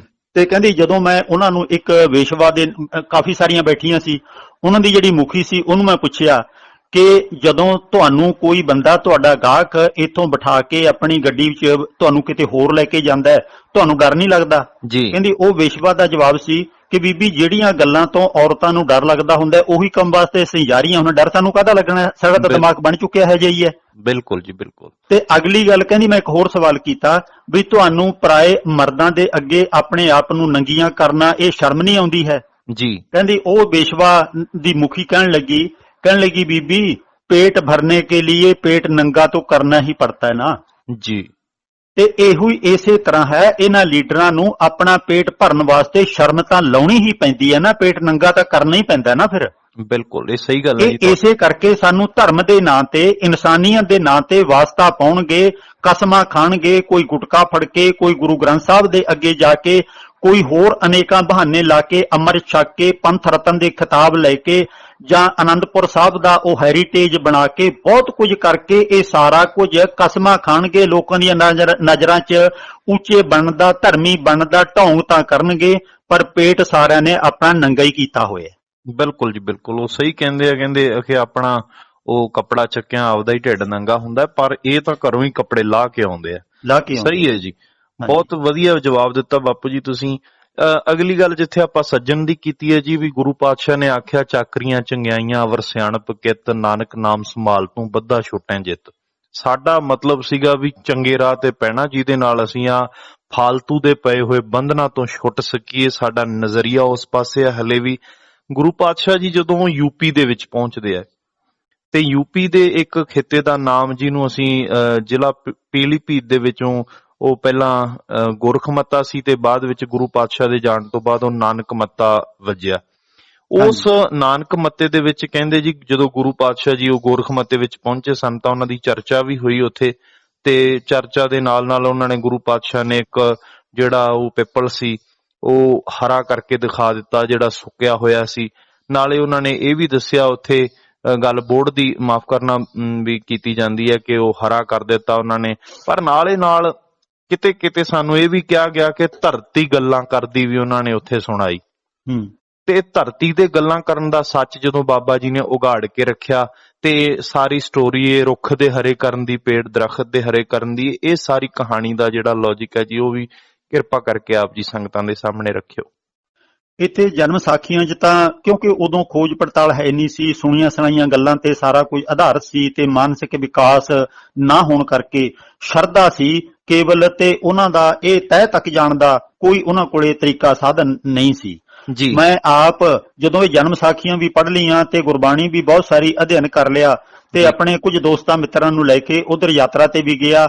ਜਿਹੜੇ ਰੀਠੇ ਮਿੱਠੇ ਕਰਨ ਵਾਲੀ ਘਟਨਾ ਹੈ, ਗੁਰਦੁਆਰਾ ਰੀਠਾ ਸਾਹਿਬ ਵੀ ਹੈ ਤੇ ਨਾਨਕਮੱਤੇ ਵਾਲਾ ਗੁਰਦੁਆਰਾ ਇੱਧਰ ਵੀ ਯਾਤਰਾ ਤੇ ਗਿਆ ਤੇ ਉਦੋਂ ਫਿਰ ਉੱਥੇ ਜਾ ਕੇ ਵੀ ਕਾਫੀ ਸਾਰੀਆਂ ਗੱਲਾਂ ਦਾ ਪਤਾ ਲੱਗਿਆ ਤੇ ਉਹਨਾਂ ਦੀ ਪਰਖ ਪੜਚੋਲ ਕੀਤੀ ਜੀ। ਗੱਲ ਕੀ ਹੈ ਕਿ ਇੱਕ ਸਰਦਾਰ ਫੌਜਾ ਸਿੰਘ ਹੋਏ ਨੇ, ਸਰਦਾਰ ਫੌਜਾ ਸਿੰਘ ਨੇ 1968 ਦੇ ਵਿੱਚ ਜਦੋਂ ਗੁਰੂ ਨਾਨਕ ਸਾਹਿਬ ਦਾ 500 ਸਾਲਾ ਜਨਮ ਦਿਨ ਬਹੁਤ ਧੂਮ-ਧਾਮ ਨਾਲ ਮਨਾਇਆ ਜਾ ਰਿਹਾ ਸੀ, ਹੁਣ ਤਾਂ ਇਹ 550 ਬਣਾ ਲਿਆ ਇਹਨਾਂ ਨੇ, ਉਦੋਂ 500 ਸਾਲਾ ਸੀ ਜੀ। ਤੇ ਉਹ 1969 ਦੇ ਵਿੱਚ ਜਨਮ ਦਿਨ ਮਨਾਉਣ ਵਾਸਤੇ ਬਹੁਤ ਵੱਡੇ ਪੈਮਾਨੇ ਤੇ ਸਰਕਾਰੀ ਤੌਰ ਤੇ ਗੈਰ ਸਰਕਾਰੀ ਤੌਰ ਤੇ ਯਤਨ ਕੀਤੇ ਜਾ ਰਹੇ ਸਨ।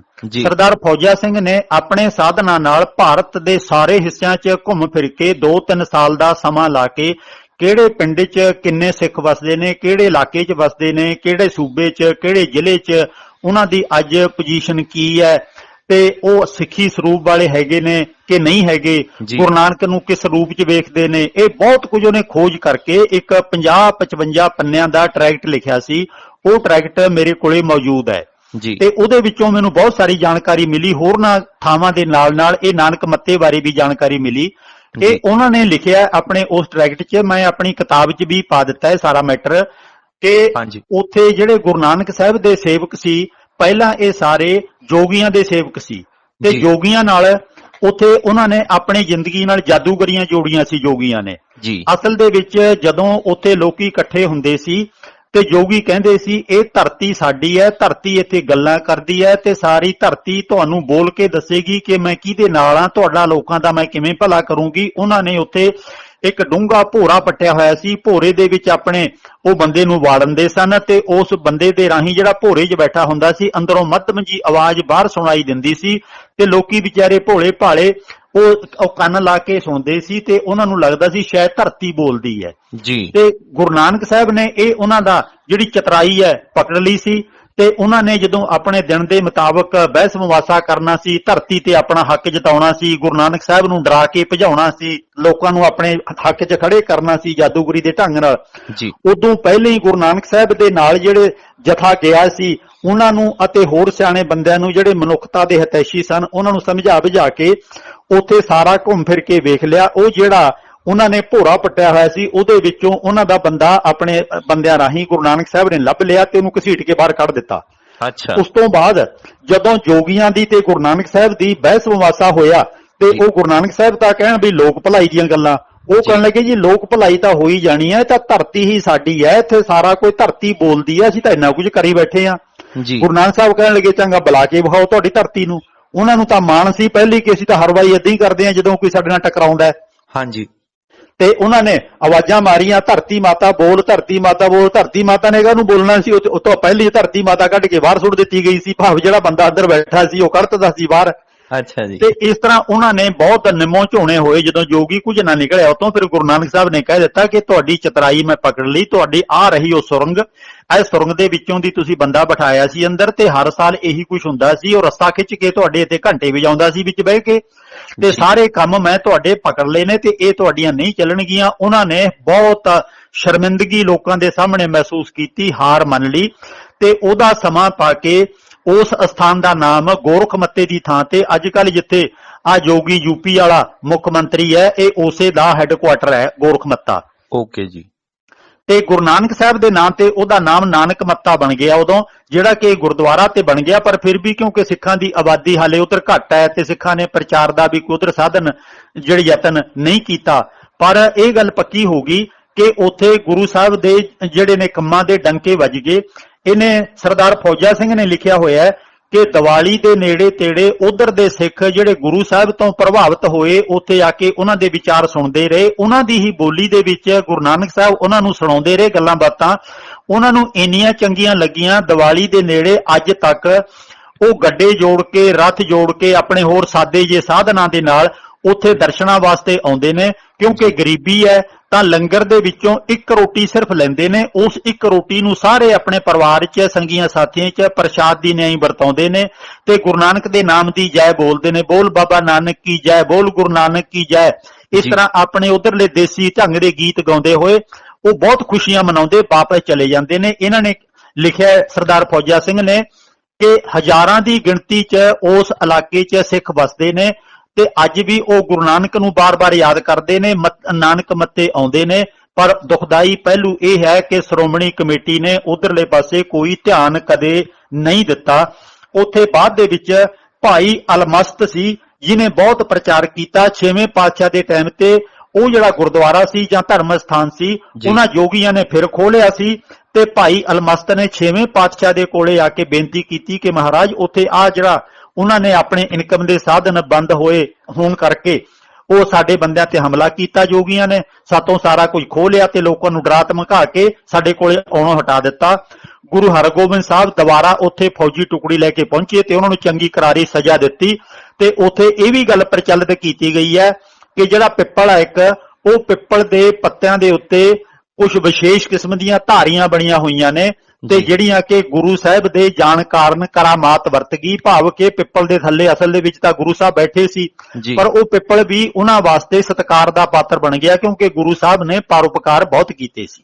ਬਿਲਕੁਲ ਜੀ, ਇਹ ਪਿੱਪਲ ਦਾ ਜ਼ਰੂਰ ਖਿਆਲ ਰੱਖਿਓ ਜੀ। ਇਹ ਬੁੱਧ ਜੀ ਦੇ ਨਾਲ ਵੀ ਜੋੜਿਆ ਗਿਆ, ਮਹਾਤਮਾ ਬੁੱਧ ਦੇ ਨਾਲ ਜੈਨੀਆਂ ਦੇ ਨਾਲ ਵੀ ਕਿਤੇ ਨਾ ਕਿਤੇ ਜੋੜਿਆ ਜਾਂਦਾ। ਪਰ ਪੁਰਾਣੇ ਜਿਹੜੇ ਲੋਕ ਨੇ ਉਹਨਾਂ ਸਿਆਣਿਆਂ ਨੂੰ ਕਈ ਵਾਰੀ ਪੁੱਛੀਏ ਵੀ ਯਾਰ ਇੰਨੀ ਪੂਜਾ ਦਾ ਇਹ ਸਾਧਨ ਇਹਨੂੰ ਪਿੱਪਲ ਨੂੰ ਹੀ ਕਿਉਂ ਬਣਾਇਆ, ਤਾਂ ਉਹਨਾਂ ਦਾ ਕਹਿਣਾ ਕਿ ਲੋਕ ਕਦੇ ਵੀ ਕੋਈ ਵੀ ਲੱਕੜ ਬਾਲਣ ਲਈ ਕੱਟਣ ਲਈ ਤਿਆਰ ਹੋ ਜਾਂਦੇ ਆ, ਉਹ ਭੁੱਲ ਜਾਂਦੇ ਆ ਕਿ ਆਕਸੀਜਨ ਜ਼ਿਆਦਾ ਦਿੰਦਾ, ਇਹ ਰਾਤ ਨੂੰ ਵੀ ਆਕਸੀਜਨ ਦਿੰਦਾ, ਤੇ ਇਹਦਾ ਉਹ ਖਿਆਲ ਉਕਾਈ ਕਰਦੇ ਆ। ਇਹਨੂੰ ਕਿਤੇ ਨਾ ਕਿਤੇ ਜ਼ਿਆਦਾ ਮਹਾਨ ਮੰਨਣ ਦਾ ਇਹ ਕਾਰਨ ਉਹਨਾਂ ਵੱਲੋਂ ਦੱਸਿਆ ਗਿਆ ਵੀ ਇਹ ਹੈਗਾ ਸੀ। ਇਸ ਕਰਕੇ ਲੋਕਾਂ ਦੀ ਇਹਨਾਂ ਚੀਜ਼ਾਂ ਤੋਂ ਬਚਾਉਣ ਦੇ ਲਈ ਇਹਨਾਂ ਨੂੰ ਕਿਤੇ ਲਾਲ ਖੰਮਣੀਆਂ ਬੰਨ, ਕਿਤੇ ਲਾਲ ਕੱਪੜੇ, ਇਹਦੇ ਬਾਰੇ ਵੀ ਬਾਪੂ ਜੀ ਥੋੜਾ ਚਾਨਣਾ ਪਾ ਦਿਓ ਜੀ ਇੱਕ ਦੋ ਲਾਈਨਾਂ ਦੇ ਵਿੱਚ, ਤਾਂ ਕਿ ਇਹ ਗੱਲ ਵੀ ਪਕੜ ਦੇ ਵਿੱਚ ਆ ਜਾਏ ਕਿ ਪੁਰਾਣੇ ਸਮੇਂ ਦੇ ਵਿੱਚ ਅਜਿਹਾ ਅਸੀਂ ਦੇਖਦੇ ਹਾਂ ਕਿ ਕਿਸੇ ਵੀ ਪਿੱਪਲ ਨੂੰ ਜਾਂ ਜੰਡੀਆਂ ਨੂੰ ਇਦਾਂ ਦਾ ਜਿਹੜਾ ਇਹ ਧਾਗੇ ਬੰਨੇ ਜਾਂਦੇ ਆ ਲਾਲ ਰੰਗ ਦੇ, ਇਹਦੇ ਬਾਰੇ ਤੁਹਾਡਾ ਕੀ ਕੰਸਰਨ ਹੈ ਜੀ? ਇਹਦਾ ਨਾ 3 ਰੁੱਖ ਇਹ ਇੰਨੇ ਵਧੀਆ ਨੇ ਤੇ ਛਾਂ ਵੀ ਇਹਨਾਂ ਦੀ ਹੈ ਤੇ ਮੌਸਮ ਵਾਸਤੇ ਵਾਤਾਵਰਣ ਵਾਸਤੇ ਵੀ ਵਧੀਆ ਨੇ। ਇੱਕ ਤਾਂ ਨਿੰਮ, ਪਿੱਪਲ ਤੇ ਬੋਹੜ, ਇਹਨਾਂ ਦੇ ਕੰਡੇ ਨਾ ਹੋਣ ਕਰਕੇ ਬਹੁਤੇ ਲੋਕ ਇਹਨਾਂ ਨੂੰ ਬਾਲਣ ਵਾਸਤੇ ਜ਼ਿਆਦਾ ਵਰਤਦੇ ਸੀ ਜੀ। ਬਾਲਣ ਵਾਸਤੇ ਵਰਤਣ ਤੋਂ ਰੋਕਣ ਲਈ ਇਹਨਾਂ ਦੇ ਨਾਲ ਇਹ ਧਰਮ ਦੇ ਕੁਝ ਹਿੱਸੇ ਜੋੜ ਦਿੱਤੇ ਗਏ। ਇੱਕ ਤਾਂ ਇਹਨਾਂ ਨੂੰ ਤਰਵੈਣੀ ਕਹਿ ਦਿੱਤਾ ਗਿਆ ਕਿ 3 ਦੇਵਤੇ ਇਹਦੇ ਵਿੱਚ ਰਹਿੰਦੇ ਨੇ, ਬ੍ਰਹਮਾ, ਵਿਸ਼ਨੂੰ, ਸ਼ਿਵ ਜੀ ਆਦਿਕ, ਇਹਨਾਂ 3 ਰੁੱਖਾਂ ਦੇ ਵਿੱਚ ਬੈਠੇ ਹੋਏ ਨੇ। ਤਰਵੈਣੀ ਦੇ ਵਿੱਚ ਭਾਈ ਪਾਣੀ ਪਾਇਆ ਕਰੋ, ਇੱਥੇ ਮੱਥਾ ਟੇਕਿਆ ਕਰੋ। ਇਸ ਤਰ੍ਹਾਂ ਇਹਨਾਂ ਦੀ ਭਾਵਨਾ ਹੋ ਸਕਦਾ ਹੈ ਪੁਰਾਣੇ ਜ਼ਮਾਨਿਆਂ 'ਚ ਇਹ ਹੋਵੇ ਕਿ ਰੁੱਖਾਂ ਦਾ ਬਚਾਓ ਕਰਨਾ ਹੈ, ਪਰ ਲੋਕਾਂ ਨੂੰ ਦੱਸਣ ਵਾਲਾ ਕੋਈ ਨਹੀਂ ਸੀ ਕਿ ਵਾਤਾਵਰਣ ਚੰਗਾ ਬਣਦਾ ਹੁੰਦਾ ਹੈ ਤੇ ਇਹ ਸਾਨੂੰ ਮੀਂਹ ਪਾਉਣ ਵਾਸਤੇ ਜਾਂ ਸਾਡੀਆਂ ਹੋਰ ਲੋੜਾਂ ਵਾਸਤੇ ਰੁੱਖਾਂ ਦਾ ਹੋਣਾ ਬਹੁਤ ਜ਼ਰੂਰੀ ਹੈ। ਇਹਨਾਂ ਗੱਲਾਂ ਦੀ ਥਾਂ ਤੇ ਉਹ ਵਹਿਮ ਭਰਮ ਇੰਨੇ ਪ੍ਰਚਲਿਤ ਹੋ ਗਏ, ਲੋਕੀ ਮੱਥੇ ਟੇਕਣ ਜੋਗੇ ਰਹਿ ਗਏ, ਉਹਨਾਂ ਨੂੰ ਅਕਲ ਨਹੀਂ ਆਈ, ਗਿਆਨ ਨਹੀਂ ਆਇਆ।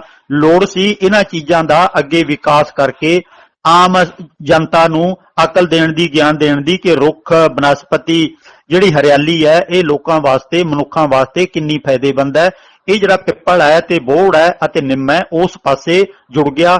ਜੰਡੀ ਵੀ ਜਿਹੜਾ ਪੁਰਾਣੇ ਜ਼ਮਾਨਿਆਂ 'ਚ ਤਾਂ ਜੰਡੀ ਨੂੰ ਲੰਮੇ ਲੰਮੇ ਉਹਨੂੰ ਸੰਗਲ ਕਹਿੰਦੇ ਹੁੰਦੇ ਸੀ, ਫਲ ਲੱਗਦਾ ਸੀ ਜਿਹੜਾ ਜੀ, ਉਹ ਫਲ ਵੀ ਸੁੱਕਿਆ ਹੋਇਆ ਆਮ ਜੰਗਲਾਂ 'ਚ ਰਹਿਣ ਵਾਲੇ ਲੋਕਾਂ ਵਾਸਤੇ ਬਹੁਤ ਫਾਇਦੇਮੰਦ ਸੀ। ਪੇਟ ਭਰਨ ਦੇ ਸਾਧਨ ਇਹ ਜੰਗਲੀ ਫਲਾਂ ਫਰੂਟਾਂ ਦੇ ਨਾਲ ਹੀ ਗੁਜ਼ਾਰਾ ਹੁੰਦਾ ਸੀ, ਜਿਵੇਂ ਬੇਰ ਖਾ ਲਏ, ਗੋਲਾਂ ਖਾ ਲੀਆਂ, ਇਹ ਸੰਗਲ ਖਾ ਲਏ। ਇਸ ਤਰ੍ਹਾਂ ਜਿਹੜੇ ਜੰਗਲਾਂ ਦੇ ਵਿੱਚ ਰਹਿ ਕੇ ਸਾਧੂ ਸੰਤ ਆਦਿਕ ਆਪਣੀ ਭਗਤੀ ਭੁਗਤੀ ਹੋਣ ਦਾ ਕੰਮ ਕਰਦੇ ਸੀ ਜਾਂ ਜਿਹੜੇ ਜੰਗ ਯੁੱਧ ਲੜਦੇ ਸੀ, ਜੰਗਲਾਂ 'ਚ ਲੁਕੇ ਹੁੰਦੇ ਸੀ, ਉਹ ਅਜਿਹੀਆਂ ਚੀਜ਼ਾਂ ਖਾ ਕੇ ਪੇਟ ਪੂਰਤੀ ਕਰਦੇ ਸੀ। ਤਾਂ ਕਿ ਕੁਝ ਸਿਆਣਿਆਂ ਬੰਦਿਆਂ ਨੇ ਜੰਡ ਤੋਂ ਵੀ ਰੋਕਣ ਦਾ ਉਪਰਾਲਾ ਕੀਤਾ ਕਿ ਇਹਨੂੰ ਨਾ ਕੱਟੋ, ਤੇ ਪਿੱਪਲ ਆਦਿਕ ਤੋਂ ਵੀ ਰੋਕਣ ਦਾ ਉਪਰਾਲਾ ਕੀਤਾ ਕਿ ਇਹ ਸਾਡੇ ਵਾਸਤੇ ਫਾਇਦੇਮੰਦ ਨੇ। ਇਹ ਪਿੱਛੇ ਕਹਾਣੀਆਂ ਤਾਂ ਅਸਲ 'ਚ ਇਹ ਦੱਸਣੀਆਂ ਚਾਹੀਦੀਆਂ ਸੀ, ਪਰ ਇਹਨਾਂ ਨੂੰ ਧਰਮ ਦੇ ਨਾਲ ਜੋੜ ਕੇ ਧਾਗੇ ਤਵੀਤ ਬੰਨ ਕੇ ਇਹਨਾਂ ਨੂੰ ਪੂਜਣਯੋਗ ਬਣਾ ਦਿੱਤਾ ਗਿਆ। ਹਾਂਜੀ, ਪੂਜਣਯੋਗ, ਤੇ ਲੋਕਾਂ ਦਾ ਸੋਚਣਾ ਵੀ ਇੱਥੋਂ ਸਾਡੀਆਂ ਜਿਹੜੀਆਂ ਮੁਰਾਦਾਂ ਪੂਰੀਆਂ ਹੋਣਗੀਆਂ, ਤੇ ਅਜਿਹੀ ਬਸ ਹਰ ਬੰਦੇ ਨੂੰ ਆਪਣੀ ਮੁਰਾਦ ਪੂਰੀ ਕਰਨੀ ਹੁੰਦੀ ਹੈ। ਇਸ ਕਰਕੇ ਉਹ ਉਲਟੇ ਰਾਹ ਨੂੰ ਜਿਹੜਾ ਚੂਜ਼ ਕਰਨ ਲਈ ਕਾਹਲੀ ਕਰ ਜਾਂਦਾ ਹੈ। ਅਗਲੀ ਗੱਲ ਵੱਲ ਵੱਧਦੇ ਹਾਂ ਬਾਪੂ ਜੀ। ਜਿਹੜਾ ਇੱਕ ਸਾਖੀਆਂ ਦੇ ਵਿੱਚ ਚਰਚਾ ਕੀਤਾ ਜਾਂਦਾ ਕਿ ਚਰਵਾਹੇ ਨੂੰ ਛੋਲਿਆਂ ਦੀ ਮੁੱਠ ਬਦਲੇ ਉਹਨੂੰ ਬਾਦਸ਼ਾਹੀ ਦੇਤੀ ਗੁਰੂ ਪਾਤਸ਼ਾਹ ਗੁਰੂ ਨਾਨਕ ਸਾਹਿਬ ਨੇ। ਇਹਦੇ ਬਾਰੇ ਥੋੜਾ ਚਰਚਾ ਜਿਹੜਾ ਜੀ ਸੰਗਤਾਂ ਦੇ ਨਾਲ ਕਰਿਓ। ਗੁਰੂ ਨਾਨਕ ਸਾਹਿਬ ਨਾਮ ਪਿੰਡਾਂ ਦੇ ਤਕਰੀਬਨ ਨਹੀਂ ਲਿਖੇ ਬਹੁਤੀ ਵਾਰੀ ਸਾਖੀਆਂ ਵਾਲਿਆਂ ਨੇ, ਕਿਉਂਕਿ ਉਹਨਾਂ ਸਾਖੀਆਂ ਵਾਲਿਆਂ ਕੋਲ ਅਸਲ ਦੇ ਵਿੱਚ ਸਾਧਨ ਹੈ ਨਹੀਂ ਸੀ ਕੋਈ ਵੀ। ਜਦੋਂ ਗੁਰੂ ਨਾਨਕ ਸਾਹਿਬ ਸਾਰੇ ਕਿਤੇ ਦੌਰਾ ਕਰਿਆ ਏ, ਉਹਨਾਂ ਨੇ ਕੋਈ ਆਪਣੀ ਡਾਇਰੀ ਤਾਂ ਅਜਿਹੀ ਪਿੰਡਾਂ ਵਾਲੀ ਯਾਤਰਾ ਦੇ ਵਿੱਚ ਜਿਹੜੇ ਪਿੰਡ ਆਏ ਨੇ, ਜਿਹੜੇ ਲੋਕ ਮਿਲੇ ਨੇ, ਉਹਨਾਂ ਦੇ ਨਾਮ ਥਾਮ ਆਦਿਕ ਗੁਰੂ ਨਾਨਕ ਸਾਹਿਬ ਕੋਲੇ ਰੁਝੇਵੇਂ ਸ਼ਾਇਦ ਇੰਨੇ ਸੀ ਕਿ ਉਹ ਇੰਨਾ ਕੁਝ ਨਾ ਲਿਖ ਸਕੇ। ਦੂਜਾ ਹੋ ਸਕਦਾ ਹੈ ਕਿ ਲਿਖਿਆ ਹੋਵੇ ਉਹਨਾਂ ਨੇ ਇੰਨਾ ਕੁਝ ਪਰ ਬਾਅਦ ਦੇ ਵਿੱਚ ਨਸ਼ਟ ਹੋ ਗਿਆ ਹੋਵੇ, ਸੰਭਾਲ ਨਾ ਹੋ ਸਕੀ ਹੋਵੇ ਉਹਨਾਂ ਚੀਜ਼ਾਂ ਦੀ ਜੀ, ਤੇ ਉਹ ਸਾਡੇ ਕੋਲੇ ਨਾਮ ਅਤੇ ਥਾਮ ਤਾਂ ਬਹੁਤ ਘੱਟ ਪਹੁੰਚੇ ਨੇ। ਪਰ ਉਹ ਘਟਨਾਵਾਂ ਕੁਝ ਹੱਦ ਤੱਕ ਸੁਣੀਆਂ ਸੁਣਾਈਆਂ ਅੱਗੇ ਚੱਲਦੀਆਂ ਰਹੀਆਂ, ਸੀਨਾ ਬਸੀਲਾਂ ਜਿਹਨੂੰ ਆਪਾਂ ਕਹਿੰਦੇ ਆ, ਤੇ ਉਹ ਸਾਖੀਆਂ ਦਾ ਰੂਪ ਲੈ ਗਈਆਂ ਨੇ। ਤੇ ਉਦੋਂ ਮਨੋਰੰਜਨ ਦਾ ਸਾਧਨ ਵੀ, ਸਿੱਖਿਆ ਦਾ ਸਾਧਨ ਵੀ, ਤੇ ਗੁਰੂ ਨਾਨਕ ਸਾਹਿਬ ਦੀ ਵੱਡੀ ਸ਼ਖਸੀਅਤ ਵੀ ਇੰਨੀ ਭਾਰੂ ਸੀ ਕਿ ਹਰ ਕੋਈ ਉਹਦੇ ਨਾਲ ਸੰਬੰਧਿਤ ਗੱਲ ਨੂੰ ਧਿਆਨ ਨਾਲ ਸੁਣਦਾ ਸੀ, ਭਾਵੇਂ ਉਹ ਸੱਚੀ ਹੈ ਤੇ ਭਾਵੇਂ ਝੂਠੀ ਹੈ। ਲੋਕਾਂ ਨੂੰ ਇੰਨਾ ਪਤਾ ਨਹੀਂ ਸੀ ਕਿ ਸੱਚੀ ਹੈ ਕਿ ਝੂਠੀ ਹੈ ਜੀ। ਤੋਂ ਇਸ ਤਰ੍ਹਾਂ ਗੁਰੂ ਨਾਨਕ ਸਾਹਿਬ ਤੇ ਮਰਦਾਨਾ ਜੀ ਇੱਕ ਪਿੰਡ ਦੇ ਬਾਹਰ ਕਿਤੇ ਜਾ ਕੇ ਰੁਕ ਗਏ। ਉੱਥੇ ਇੱਕ ਪਾਲੀ ਡੰਗਰ ਚਾਰਦਾ ਸੀ।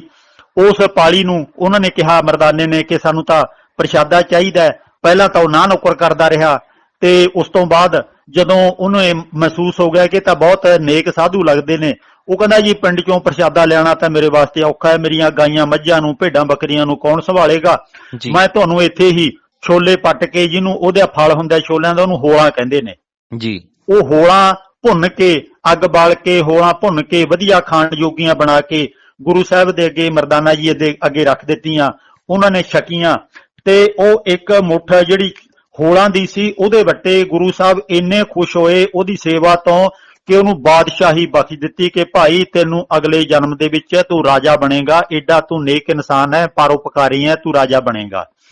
ਹੁਣ ਜਿਹੜੀਆਂ ਇਹ ਚੀਜ਼ਾਂ ਨੇ ਨਾ, ਵੇਖਣਾ ਤਾਂ ਅਸੀਂ ਇਹ ਸੀ ਕਿ ਗੁਰੂ ਸਾਹਿਬ ਆਮ ਇਨਸਾਨ ਨੂੰ ਬਾਦਸ਼ਾਹਤ ਵੱਲ ਤੋਰ ਰਹੇ ਸਨ ਜੀ ਕਿ ਤੁਸੀਂ ਜੇ ਨੇਕ ਕੰਮ ਕਰੋਗੇ, ਰਲ ਮਿਲ ਕੇ ਚੱਲੋਗੇ, ਭੈਣਾਂ ਭਾਈਆਂ ਦੀ ਸੰਭਾਲ ਕਰੋਗੇ ਤੇ ਤੁਸੀਂ ਉਦਮੀ ਮਿਹਨਤੀ ਹੋਵੋਗੇ ਤਾਂ ਆਉਣ ਵਾਲੇ ਸਮੇਂ 'ਚ ਤੁਸੀਂ ਬਾਦਸ਼ਾਹ ਵੀ ਬਣ ਸਕਦੇ ਹੋ, ਤੁਸੀਂ ਚਰਵਾਹੇ ਹੀ ਨਹੀਂ ਰਹੋਗੇ, ਹੋਰ ਬਹੁਤ ਕੋਈ ਤਰੱਕੀ ਦੇ ਜਿਹੜੇ ਸਾਧਨ ਨੇ ਤੁਸੀਂ ਪੈਦਾ ਕਰ ਸਕਦੇ ਹੋ, ਅੱਗੇ ਵੱਧ ਸਕਦੇ ਹੋ ਜੀ। ਤਾਂ ਇਹ ਸਮਝਾਉਣ ਦੀ ਥਾਂ ਤੇ ਸਾਨੂੰ ਦਾਨ ਪੁੰਨ ਵਾਲੇ ਪਾਸੇ ਜੋੜ ਦਿੱਤਾ ਕਿ ਇੱਕ ਮੁੱਠ ਛੋਲਿਆਂ ਦੀ, ਹੋਲਾਂ ਦੀ ਇੱਕ ਪਾਲੀ ਨੇ, ਡੰਗਰ ਚਾਰਨ ਵਾਲੇ ਨੇ, ਉਹ ਗੁਰੂ ਨਾਨਕ ਸਾਹਿਬ ਨੂੰ ਅਰਪਣ ਕੀਤੀ। ਭਾਈ ਭੇਟਾ ਤਾਂ ਦਾਨ ਤਾਂ ਦੇਖ ਲਓ ਰਾਜਸ਼ਾਹੀਆਂ ਬਾਦਸ਼ਾਹੀਆਂ ਦਵਾ ਦਿੰਦਾ ਹੈ, ਤੁਸੀਂ ਵੀ ਸਾਧ ਸੰਗਤ ਜੀ ਦਾਨ ਕਰਿਆ ਕਰੋ। ਇਹ ਦਾਨ ਲੈਣ ਵਾਲਿਆਂ ਨੇ ਸਾਖੀ ਨੂੰ ਇਉਂ ਮੋੜਾ ਦੇਤਾ, ਜਦੋਂ ਕਿ ਅਸਲੀਅਤ ਇਹ ਸੀ ਗੁਰੂ ਨਾਨਕ ਸਾਹਿਬ ਲੋਕਾਂ ਨੂੰ ਅਕਲਮੰਦ ਬਣਾ ਕੇ ਰਲ ਮਿਲ ਕੇ ਰਹਿਣਾ, ਗਿਆਨਵਾਨ ਹੋਣਾ ਤੇ ਸਮਾਜ ਸੁਧਾਰਕ ਹੋਣਾ, ਇਸ ਰਾਹ ਤੇ ਤੁਰ ਰਹੇ ਸੀ। ਤੇ ਇਹਦਾ ਨਤੀਜਾ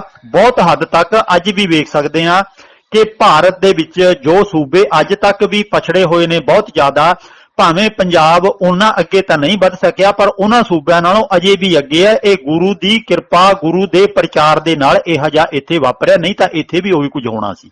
ਬਿਲਕੁਲ ਠੀਕ ਹੈ ਜੀ। ਸੰਗਤਾਂ ਯਾਦ ਰੱਖਣ ਵੀ ਨਾਮਰਤ ਤੇ ਜਿਹੜੇ ਪਾਤਸ਼ਾਹ ਹੈਗੇ ਆ ਉਹ ਕਿਸ ਤਰੀਕੇ ਦੇ ਹੋਣਗੇ, ਜਿਹੜੇ ਸੱਚ ਦੇ ਗਿਆਨ ਦੇ ਬਾਦਸ਼ਾਹ ਹੋਣਗੇ।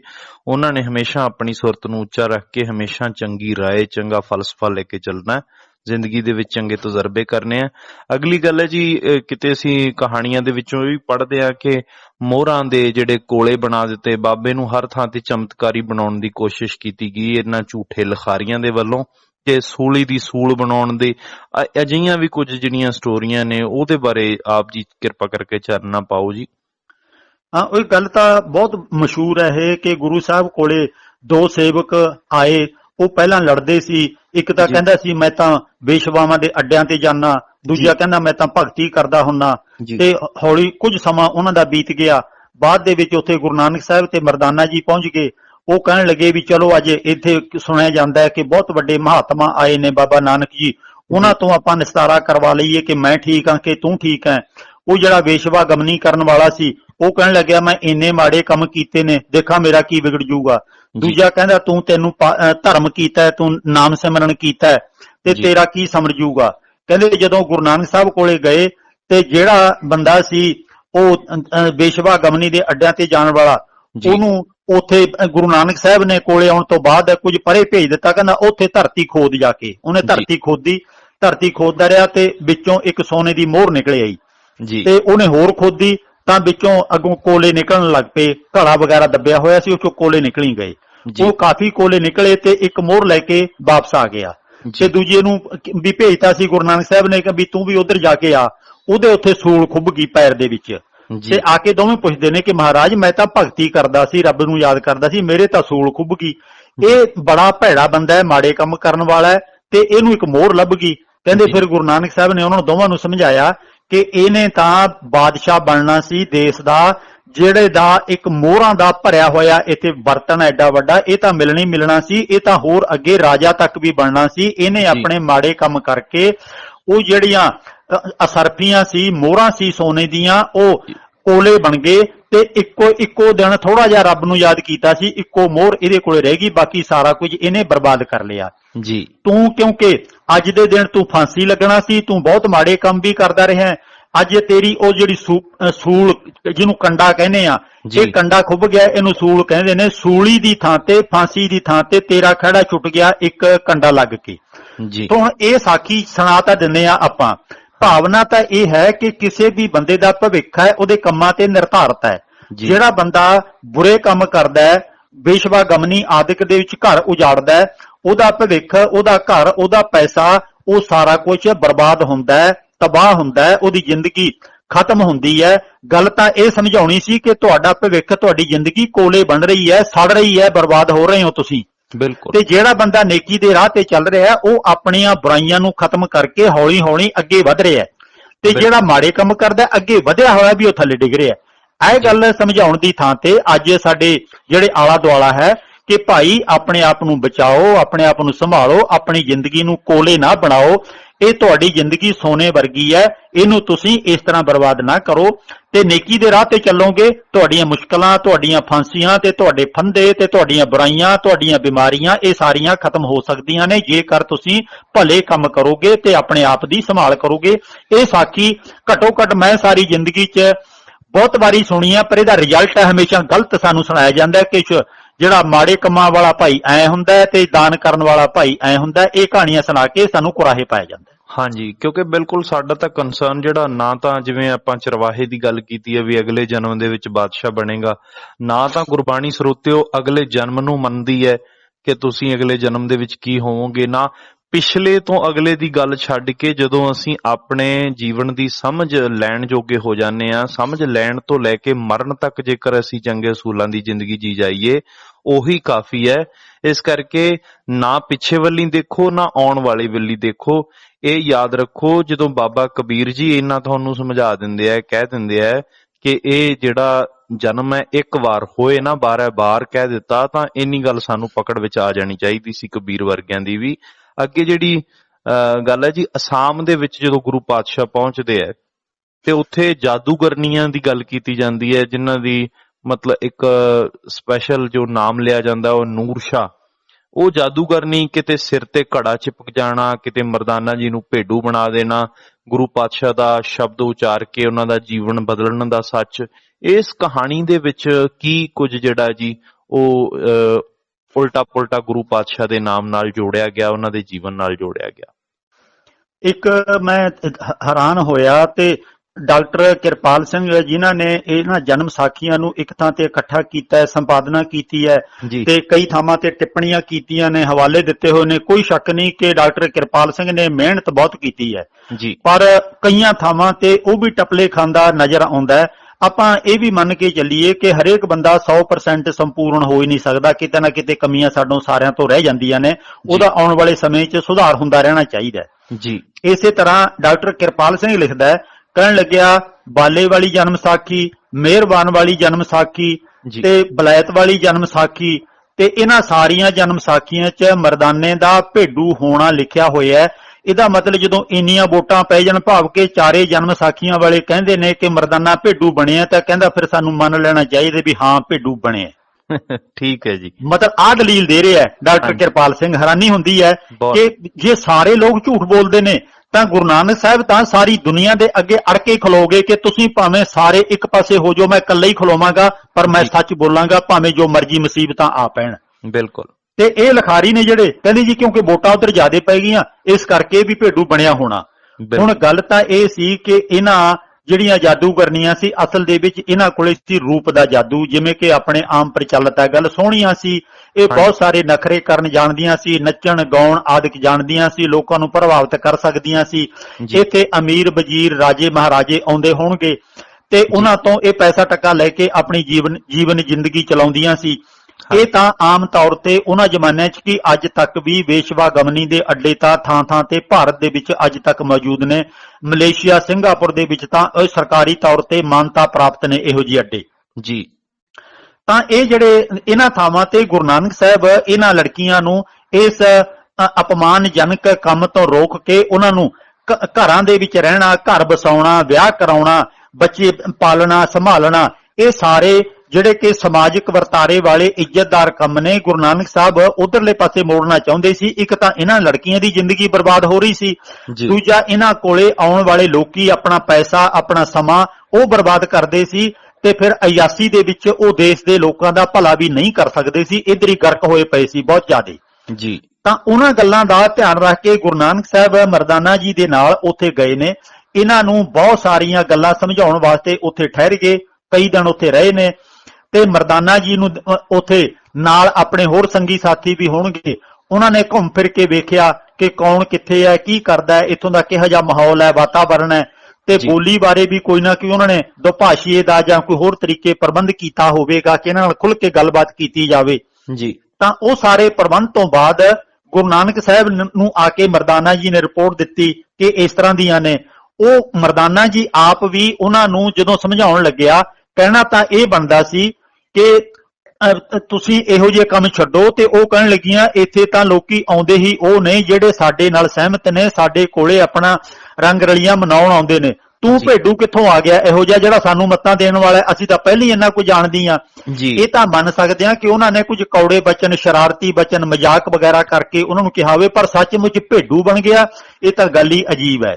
ਜੀ ਤਾਂ ਇਹ ਜਿਹੜੀਆਂ ਚੀਜ਼ਾਂ ਨੇ ਮਰਦਾਨਾ ਜੀ ਨੇ ਸਾਰੀ ਰਿਪੋਰਟ ਲੈ ਕੇ ਉੱਥੇ ਆ ਕੇ ਦੱਸੀ। ਪਰ ਅੱਗੇ ਕਰਾਮਾਤੀ ਕਹਾਣੀਆਂ ਇਹ ਬਣਾ ਦਿੱਤੀਆਂ ਗਈਆਂ ਕਿ ਇੱਕ ਜਾਦੂਗਰਨੀ ਨੇ ਮਰਦਾਨੇ ਦੇ ਨੇੜੇ ਹੋ ਕੇ ਪਿਆਰ ਦੇ ਨਾਲ ਗਲ ਦੇ ਵਿੱਚ ਧਾਗਾ ਬੰਨ੍ਹ ਦਿੱਤਾ।